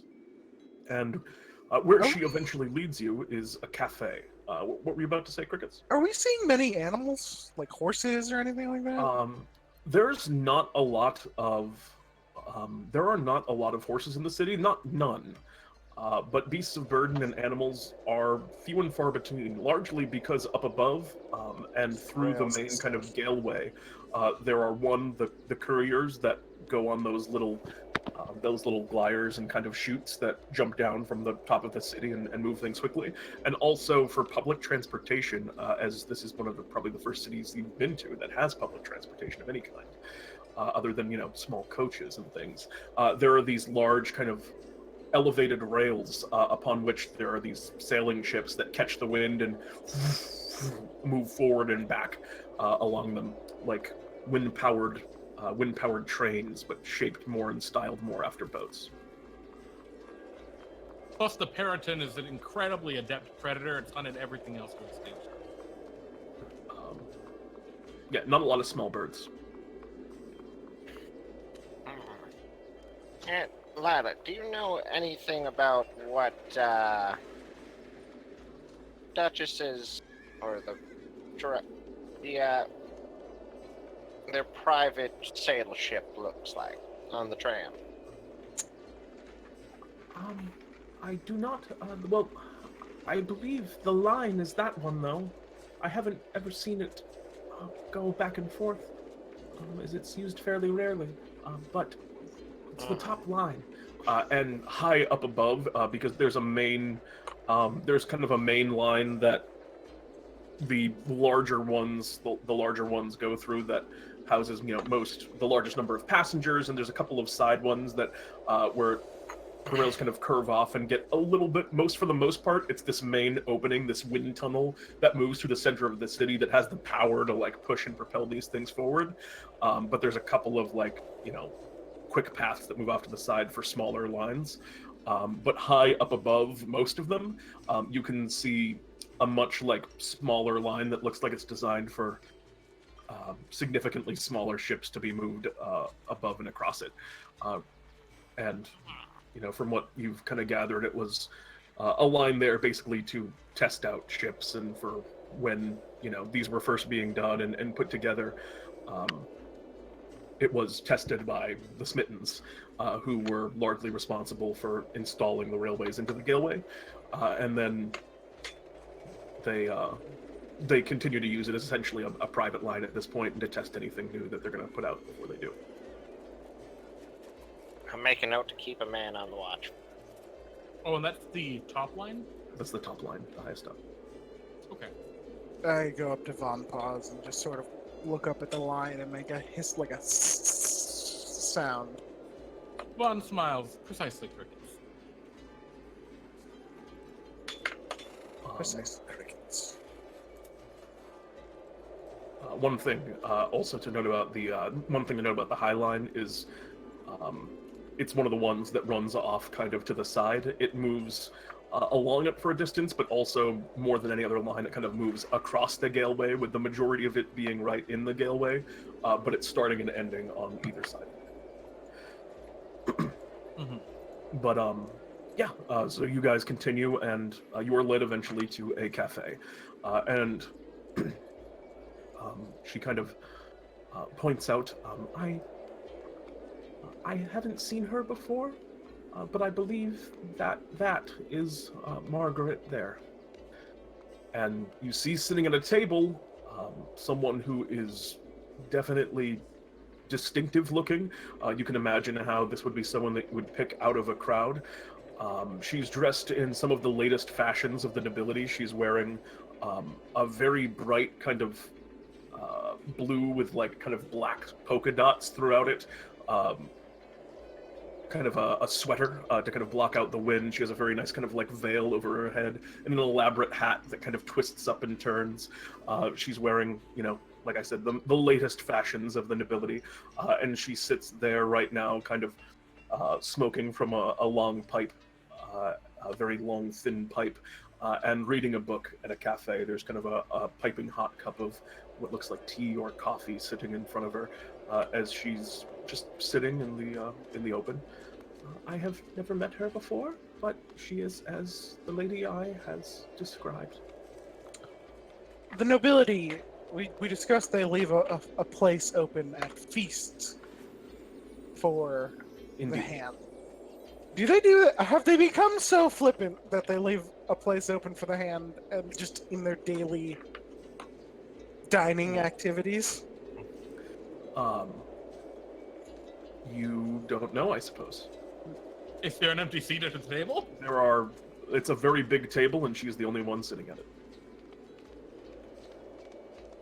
There's Vampires, right I now. believe you should take point on this one. There are 7 other chairs that are open at it. But she's sitting alone at the table. There are other tables. The cafe seems relatively busy as well. I agree. There are a with number you, of full actually. tables. But before I take the lead, we should probably discuss the ghost. Is there anything that you need?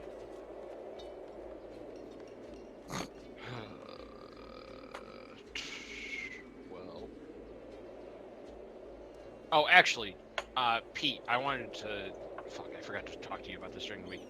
I did figure out a way, a decent way to get myself like a better weapon that does more damage than just my fists. I was wondering if I could get like a quarterstaff that I could have like sectioned in the middle, so I could like take it apart and store it away. So it wouldn't, like impede my movement. Just something that you just want to have already had. I think. I mean, either that or I would like to acquire a magical. I can, but That.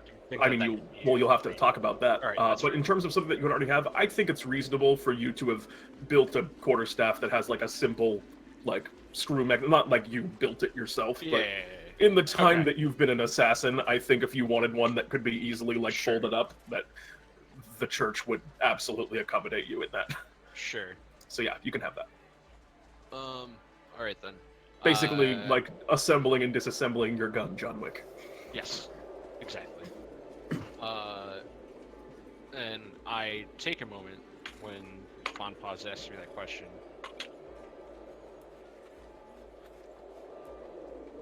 Possibly. And I kind of just, because I, for some reason, didn't use this last fight. I, take it out, put it together real fast, like, this is... To the middle of the town? Well, I mean, it's just a staff, like, it's whatever. Sure. It wouldn't be too suspicious. I mean, it's Still black coated as night in and blood. covered in blood, but No, it's fine. It's pristine. Oh, right. You didn't use it last time, of course. I look at use. This is not magical. However, if we could make it magical, it would make things a lot better. Understandable. Do you have a preference for armors, or is that not something that works with your... I do not require such things. Very well. And crickets? Mr. Speechley? Oh, and then I also quickly put it away. Nothing I can think of at the moment. Maybe. Well, I don't know how expensive mithril is nowadays. Probably very. Something you could wear discreetly. Exactly. Very well. Crickets? I could always use something new. And as you kind of say that, you see a well-suited individual, presumably a waiter from this cafe, walks over and up to the group of you, and says, "Pardon my interruption." We have business with Margaret. Can you escort us to the table? Indeed, I was about to say that the lady, Margaret Cadence, would enjoy the presence of your company. She had asked me to invite you over, but obviously your intentions were the same. I will lead you there now. Thank you very much, sirs. Fantastic. And he steps over and guides you over to the table. What does Lila do? Lila is there kind of like waiting at the statue, and she gives you all kind of a look like, to imply like, should I stay here? Come along. As you wish. and she steps along with you and goes up to the table with you as well. You are all seated, and Margaret's there just kind of smoking on her pipe. She takes another kind of puff of it, looks up from her book, and kind of waiting, definitely holding it out a little bit longer than would be considered polite in a lot of cases, but afterwards she looks up from her book and sees all of you there. Good afternoon! It's so lovely to see all of you again. How have you all been? Positively delightful, Mark. And yourself? Oh, I am just fine, just fine. Although I could use, and she looks up at the waiter, I could use a refresh on this tea. And of course, I imagine you all, a tea for all of you? Water is fine. Please. Water. Coffee, if you have Don't be so dull. Don't be so dull. Bring him some tea and his water.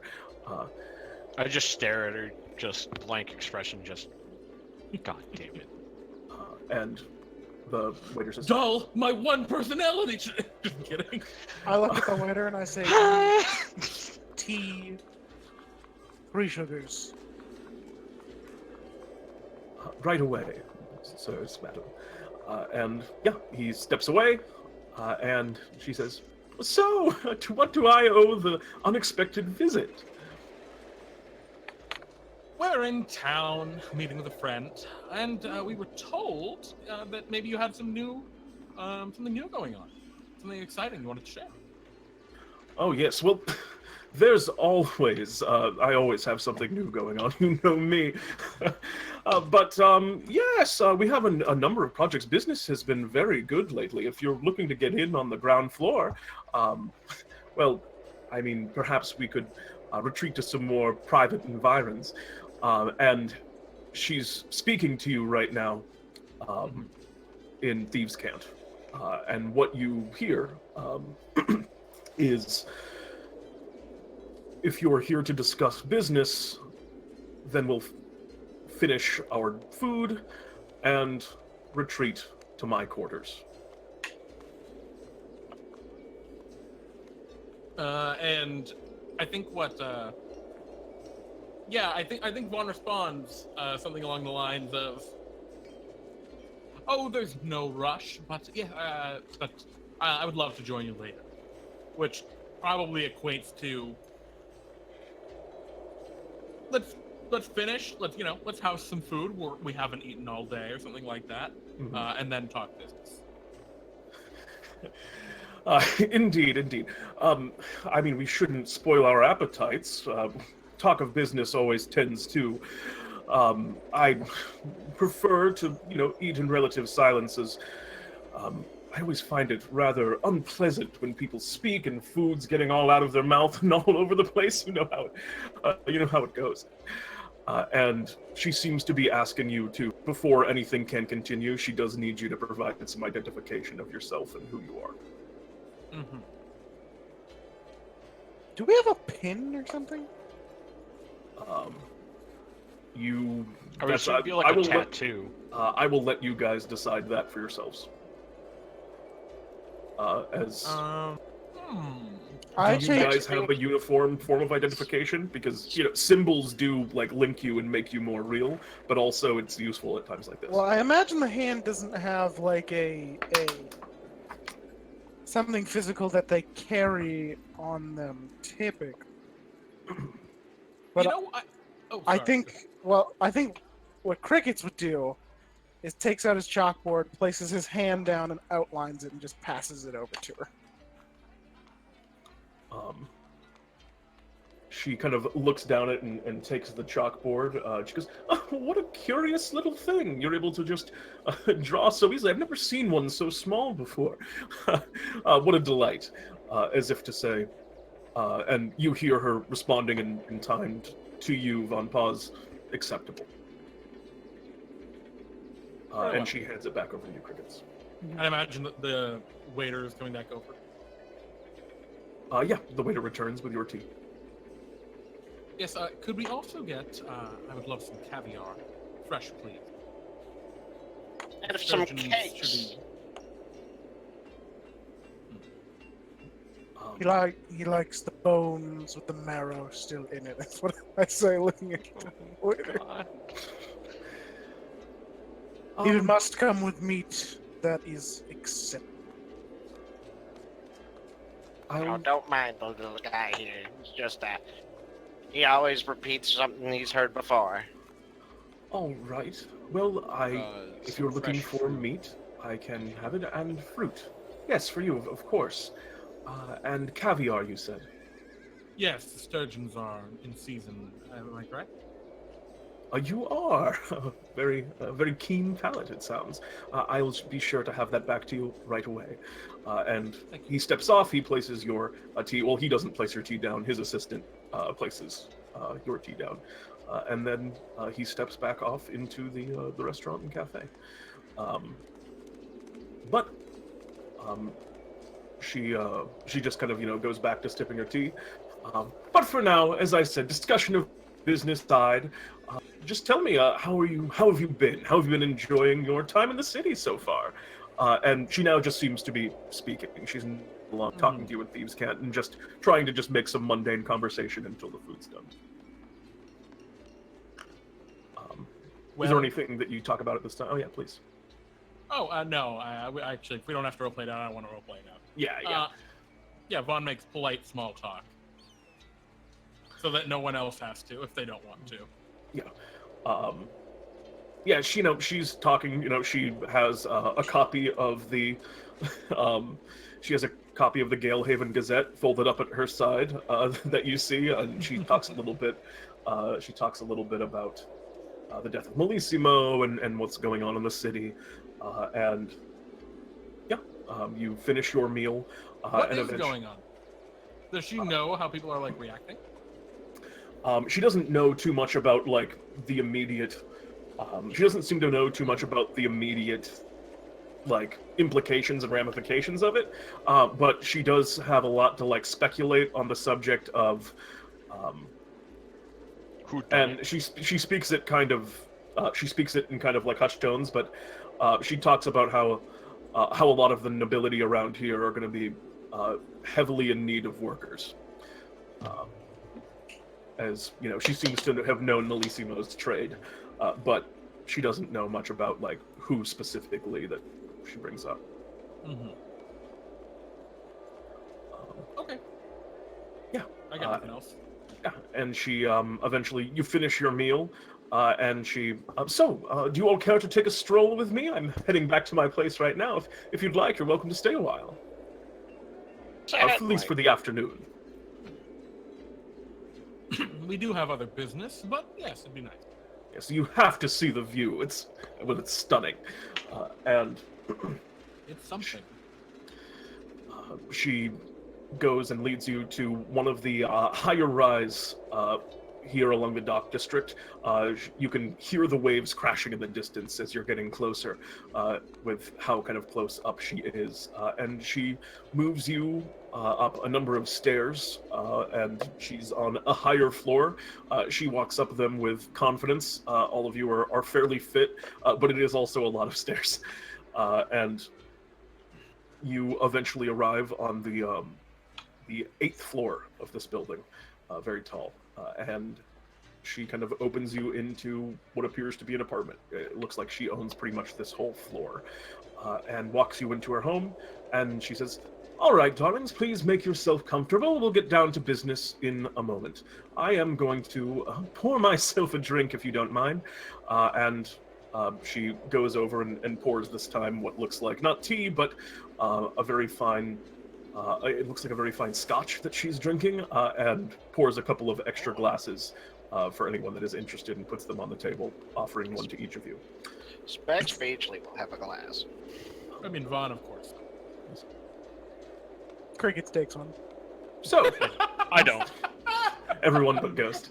How does Crickets drink scotch? Just open beak, just Yes. all at You've once. done it. There's no Figured sipping. it out. It's all at once. Okay. He likes shots, bro. He drinks like a bird. Sturdy drinker. Ooh, I respect that. So, all of you, if you wouldn't Does mind... Lila take one? Lila does not. if you wouldn't mind telling me why you're here and how I can help you. Well, we're speaking freely at this point, right? Yeah. We're here to purchase weapons and armor items of the magical variety. I suspected that was the case. You came from... Well, you come from the church, it looks like. I have had excellent business dealings with them in the past, and I hope to continue to do so. So, if you would all tell me... Who's your primary contact within the church? That would be the Eye. I've met with a couple of other of her acolytes from time to time, but usually it is Lady Galen that I speak with. Yeah, Vaughn was like pleased, and then his expression visibly like sours a little bit. Yes. Very well. I teleport to the side of the room behind her, but I don't do anything. All right. If I can, if it's dim enough in here, I will do that. What is he doing? She He just kind of does speaks. that. No, he's incorrigible. He just flits from place to place wherever he wants. A useful talent, no doubt. I'm surprised you'd need my help with anything. But let's see what we can do. So, tell me, what is it that you're looking for? What do you require? You said weapons and armaments. Anything more specific? I produce my staff at this point, and then walk up behind her, and just kind of hold it over her shoulders, like, I need this to be magical. All right, well, hand it to me in front, like a normal person, please. It's very... I don't. I very don't. Offsetting. I'm not going to take it if you're going to do it like that. It's very off-putting if you're creeping around behind me. This is my home. Ghost? He is terribly off. Fine. I do that. No. I walk up and I take it from Ghost. Oh, I'm not gonna make Ghost do it. I appreciate it. I think in Vaughn's eyes, Ghost's not gonna do it. So Yeah, that's about right. I will Sounds about take right. the staff and I will hand it to her. Gee, good God, learn some manners. She takes the thing. So yes, He learns Manners! what he needs. Manners! and she looks it over and kind of kicks down. Did you want to? So what do you want done with this? Praised? It's not a magical artifact, if that's what you're asking. Do you have objects similar? Or the capabilities of enchanting. I don't have anything. I am merely a liaison between those that have and those that need. And I can, of course, if you need this to become a little bit more powerful, I can facilitate that. And relatively quickly, we have some skilled enchanters that I am familiar with here in the city. However, it will take a touch of time. Perhaps I could have it for you 2 days in the morning, a day and a half. Pretty good. Oh, for an enchantment? Good. A simple one. Empty If you vases. wanted anything more complicated, I wouldn't know necessarily the precise timeline for it, although for the most part, they've guaranteed anything that isn't extraordinary they can have within a couple of weeks. But something so simple as just, strengthening and hardening and coating with, protective magic, that is, I believe, fairly simple for them. Additionally on our list, at least from my perspective, looking to Speechly and Crickets if they want to chime in more. Also interested in a small dagger of the magical variety. I'm sure there are many of those readily available. That I can have for you tomorrow. That's not an issue at all. And there was a time on a previous excursion where Ghost and I were working together, where we were able to acquire, I believe, from the city itself, the Imperial City, something of like akin to bracelet that Ghost could use to simply deflect or parry off. Yes, I remember those. Correct. Just for me, Bracers of Bracers defense. of defense? Inquiring Yeah. specifically about. Yeah. Okay. Is that something that maybe it could be available here, perhaps? So you're implying something like, I don't know if I've ever seen that myself, but I think that's something that's well within reach. I The will need items to... do very little in their own rights. They're simply durable, resistant to damage. It's mostly his own swiftness and dexterity, using them as something of arm-bound shields. Yes, I think I understand what you're getting at. I'm sure that that would also be very well within the realm. That I would need a little bit of an estimate on time, but it sounds nearly as simple as the staff. It's simply I get requests for, well, that particular type of enchantment a bit more often. So, yes, I think I could also say a soft guarantee of a day and a half for those as well, with an outside edge of 3. But I would try to deliver as early as possible. And, what... any sort of mithril shirts? I know that mithril could be quite expensive. How much would you be saying? Well, for starters, what were you looking to be made out of mithril? It is not an easy material to come by any means. Oh, a simple mithril shirt, really. So a mithril chain shirt is what you're looking for? Yeah. In mechanical terms? Okay. She says, mithril... In that armor counts.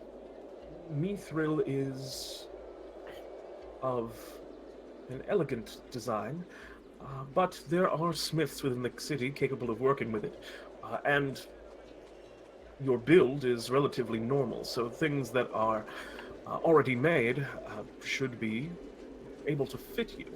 A simple mithril shirt I should be able to procure for you at a baseline price of 800 iron. I would also trade for 500 gold pieces.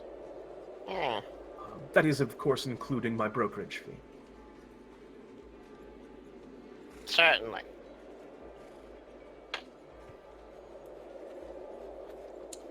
I look toward her and say, staves, wands, rods. These crickets are all things you could potentially find useful. Excellent. And she says, staves and wands. Wands a bit more common than staves. There are some that I have seen. One that was in my periphery recently, although I haven't had a buyer interested. They have one that it extends and becomes like a great reptile, a snake, if that's something that would suit your purposes in any way. Wands are a bit more common, although some of the finer ones are, well, on the upper end of pricey. And she's kind of, she kind of thinks for a time and is going over some of the things she has. Wands that I'm aware of, we have some simpler ones that are, not as powerful. There's one that would cause, apparently it creates entangling roots to grow out of the ground. It's attuned to the natural life. And there is another that is, one that we are aware of, that causes paralysis in individuals. You simply point it at them if you have any affinity with magics. You simply point it at an individual, and they find their body locked into place. That one is not cheap. If there's something else you're looking for, I can, again, make inquiries. But those are ones that I'm aware that are in need of buyers at the moment. So there was a snake staff, a wand of paralysis, and a wand of entanglement. Staff of the python or staff of the adder? Staff of the python. Oh, those are some juicy items. What are the prices? Staff of the python is the giant constrictor snake, yes? Yeah. Yes. Yep. Okay. Yep, that's the correct one. Jeez. Hmm. So for what specifically? All of it. We'll start I mean- with the bracers. The I feel as bracers, though they maybe are most important. I would need something of an estimate from them, as I'm not aware of them right now, and they'll need to be made, but I think it's simple. I could say with confidence that it would be priced at the upward edge of 550 iron. All right. And if the price is lower, then the price is lower. I, of course, won't raise the price on you.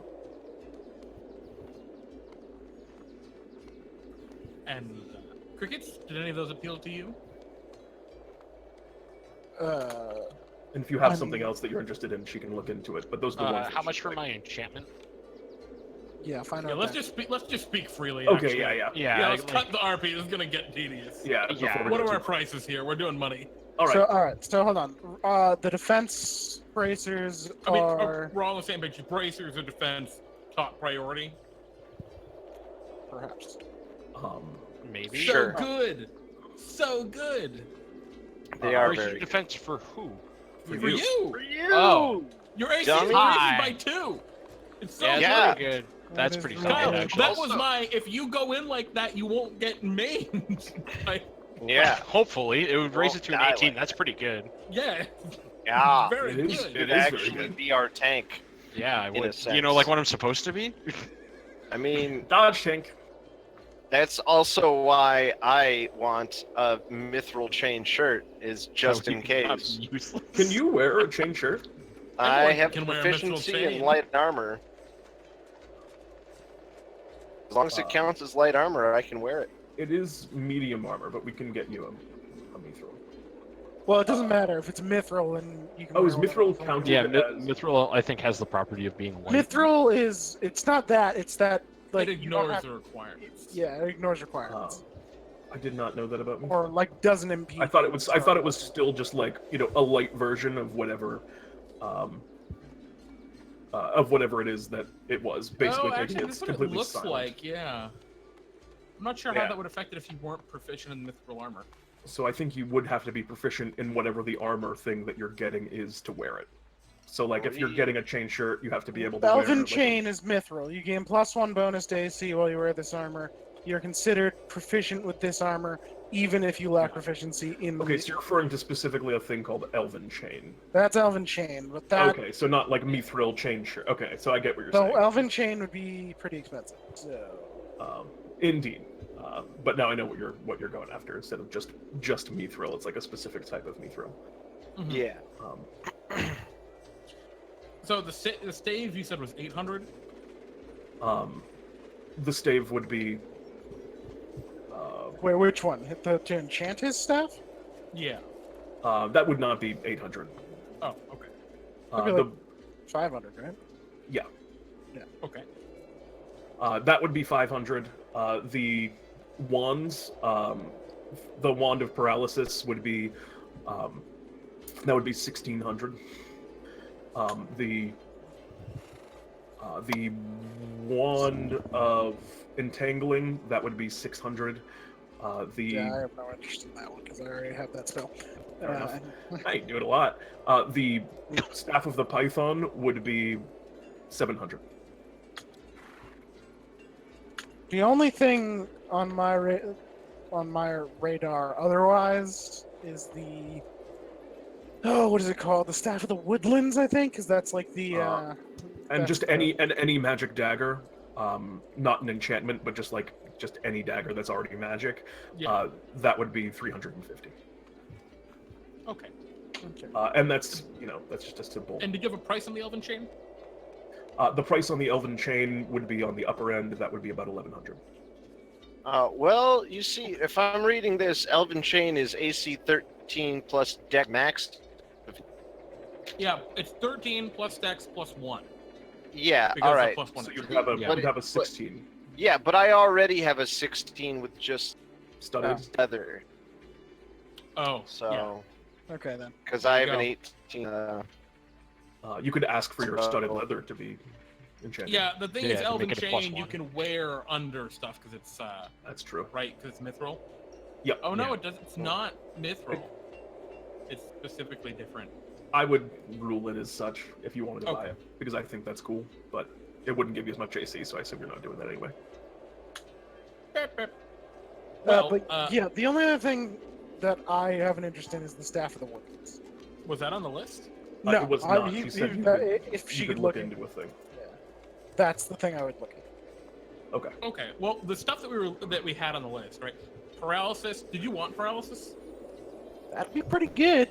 I mean, that's 1,600 plus the 700 for the Python, puts it to 2,300, 2,650 with the dagger, 2,700, 3,200, 3,700 for the bracers, stave, dagger, one paralysis, and staff of the Python.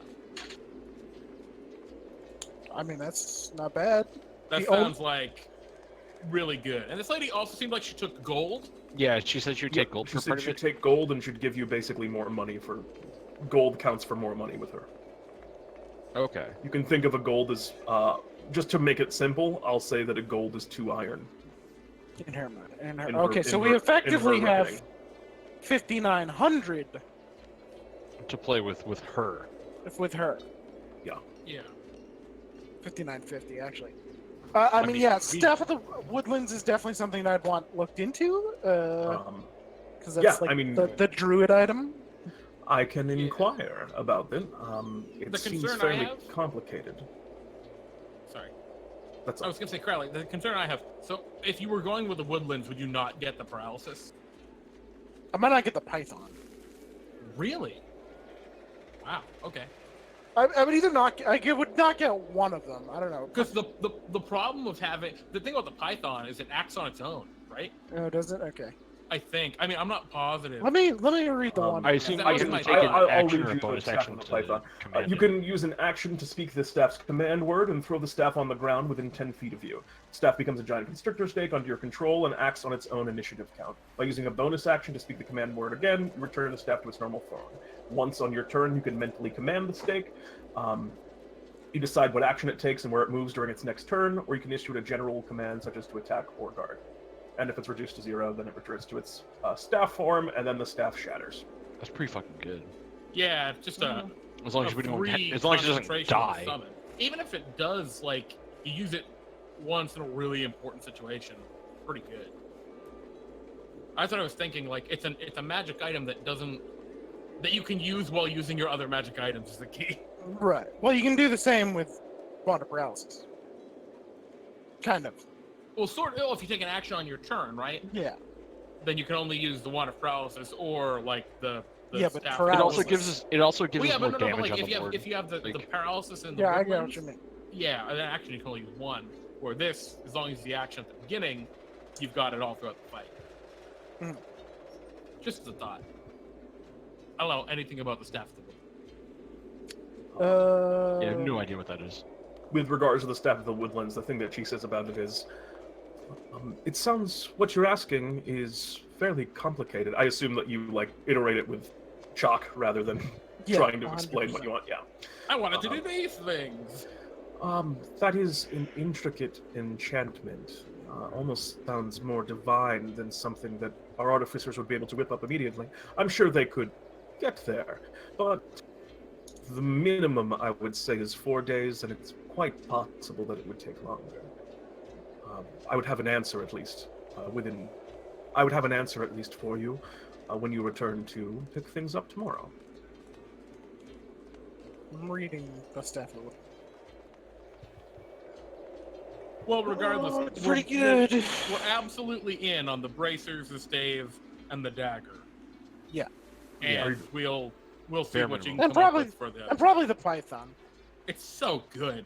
Yeah, and the Python. We're absolutely in on the Python. All right. So you do the Python, you're doing the paralysis, you're doing the dagger, the staff, and the bracers? Yes. Oh, wait, are we in on the paralysis? Oh, I don't know if we're in on the paralysis. Yeah, I think we're gonna wait. We want to wait to hear back on the Woodlands. Okay, great. So the Python, the dagger, the stave, and the bracers. So what is your total, and how are you going to be divvying that up with the gold and iron? All right, oh boy, 1,000, 1,600, it's 2,100 total. I think we should spend. Well, we can just dump all the gold right now. No, we with should keep her. some gold. We should totally keep some gold. All right, We then might let's need it. use let's Well, we- use 500 gold. Yeah, 500 gold. 300 gold and then 1,500 iron. Yeah, Mm. sure. I want to hold on to the gold more. Okay, I don't know. I feel like we could use that to bribe some people at some point. sure. So we'll be left That with was 700 expressly gold. the reason why they gave it to you too, was for things like bribes, because they know Yeah. that a lot of the nobility here respects only gold. So 700 gold and 1,500 iron leaves, or 300 gold and 1,500 iron leaves us with 2,450 iron and 700 gold. Okay. Works. Good thing we didn't buy those wyvern poisons. I mean, we could have, but yeah. I know we I think could've, you're right. but, I don't like- think it's worth picking up. I don't. There's also hate no to say I guarantee don't that we're going to need have it, but I more don't need it, funds. is the Is the thing. problem? Yeah, exactly. I don't think we Oh. have any more money after this, so it's not worth holding on to. It's not worth picking up the wyvern for now. Yeah, I mean, you can always go back, and you still have the money for it. So Yeah. So I think like Or we we make just this steal it. deal, right? We politely, leave. Make our leave or whatever. Pete, is that fine to say? yeah, that's fine. And she's looking at the Staff of the Winds. Yep, and she's going to look into that, and you are going to have everything but the staff. Well, the staff and the bracers have to be custom made, so those may take longer, and she's going to have a time for you, but the other stuff she'll have procured for you tomorrow. The other stuff she puts on an outside edge of 2 days for the staff, and maybe longer for the bracers, but she'll find out. So as we leave and go back to the main level, and we are talking to Lila. Lila, could you show us to the home of what was his name? The artificer. Smitten? Smitten, yes. Or the workshop, at least. I'm interested to see it. I certainly can. Is it something to behold, or is it fairly mundane? I know where it is. It is fairly mundane. It is mostly a warehouse from the outside, very well sealed. And I mean, his home is far more impressive because, of course, that is the home of the Duchess de Barcarolle. But it is well guarded, and we would not be able to get too close. Of course. But I can bring you to the warehouse if that is what you wish. Certainly. Yes, that'd be great. Very well. Nice. She walks you off across the city, and you find yourself there before too long. It is not quite, it's not like at the dock districts, it's in around the middle part of town. It's a very, as she said, it's a mundane building. It has windows, and you can see a few people kind of flitting in and out of it. In the yard outside of it, there are a number of Galeway ships that are in the process of construction. You can hear the banging of hammer and nails from outside, and yeah, those are all sort of striking, and there are people working on some of the older ones and bringing them up to speed to be replaced in the Galeway. And yeah, it's relatively busy here, but you can see that the the test line leads down and into this building. And the test line is the one he takes to go back to. Yep, We were it told. moves. It goes basically between here and his house, which is to say the Duchess Barcarolle's manor. It doesn't go directly into the manor, but it's very close. Yeah, how high up is it? At its base, it tilts upwards a little bit, and there's a pulley system to bring ships essentially onto it, with simple moving chains that are operated by mill to get them up. And once it gets up to the high point where it can catch wind, it is about 120 feet up. Wow. Okay. And It's are there very- other buildings nearby? There are other buildings fairly close. Nothing at the start of it that is anywhere kind of near the height of it, but there are a number of other buildings here. The supports are wide. Some of them stretch down into some of the buildings around here, and it's all very solid work. It's all good stone. You can see over also on the it moves forward, and eventually there are some of the higher windmills that it kind of dashes through, and it zigs and darts amongst those as it moves closer and gets up to the galeway where it rides out, and then gets down closest to the docks district. And Okay. So looking at the rest of the crew, I'm going to say, Lila. Yes. Gentlemen, do we have any more need of Miss Lila's services today? No. I don't believe so. Lila, you've been incredibly helpful. Thank you. Indeed. She nods. Thank you. You honor me with your words. I will return then. And she turns and steps away. Gentlemen, I take out my chalkboard and write, "I don't trust the eye" on it as soon as she's gone.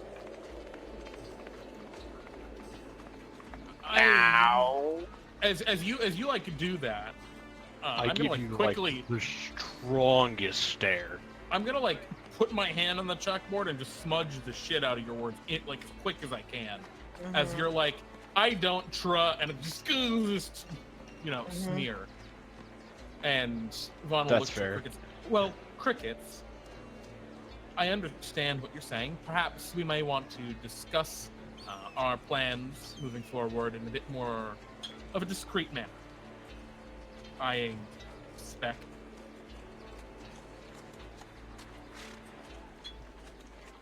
And perhaps that can wait. For now, I think it would benefit us if we could get up into one of these buildings and get a good eye-level view of Mr. Smitten's private rail. Indeed. Agreed. And I think that might be a good place to call it for an evening, as it's 12 o'clock now. All right, sure. And I think next time, it looks like, if I'm maybe so bold as to guess, it looks like you're interested in your next target being Mr. You Smitten. know, it's interesting you say Not that because positive. I'm not. Yeah, Oh. I think I just want the information on it. Well, you see, I think I can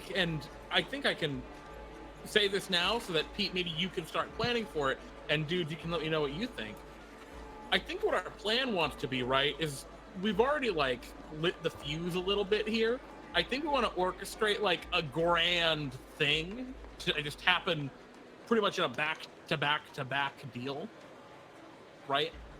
If we can knock out all three at the same time, on the same night around the same time, and then maybe right before a grand feast of hers or something, and then get her at the feast, even if it's on the same night. That just sounds like the perfect plot.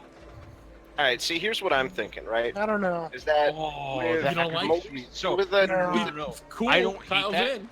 I don't hate that, but the only caveat to that is that Von Paz has to be the one to. Oh, actually, never mind. That doesn't matter. I The one to what? misthought something. Because Kill Pizzicato? Well, is yeah. that?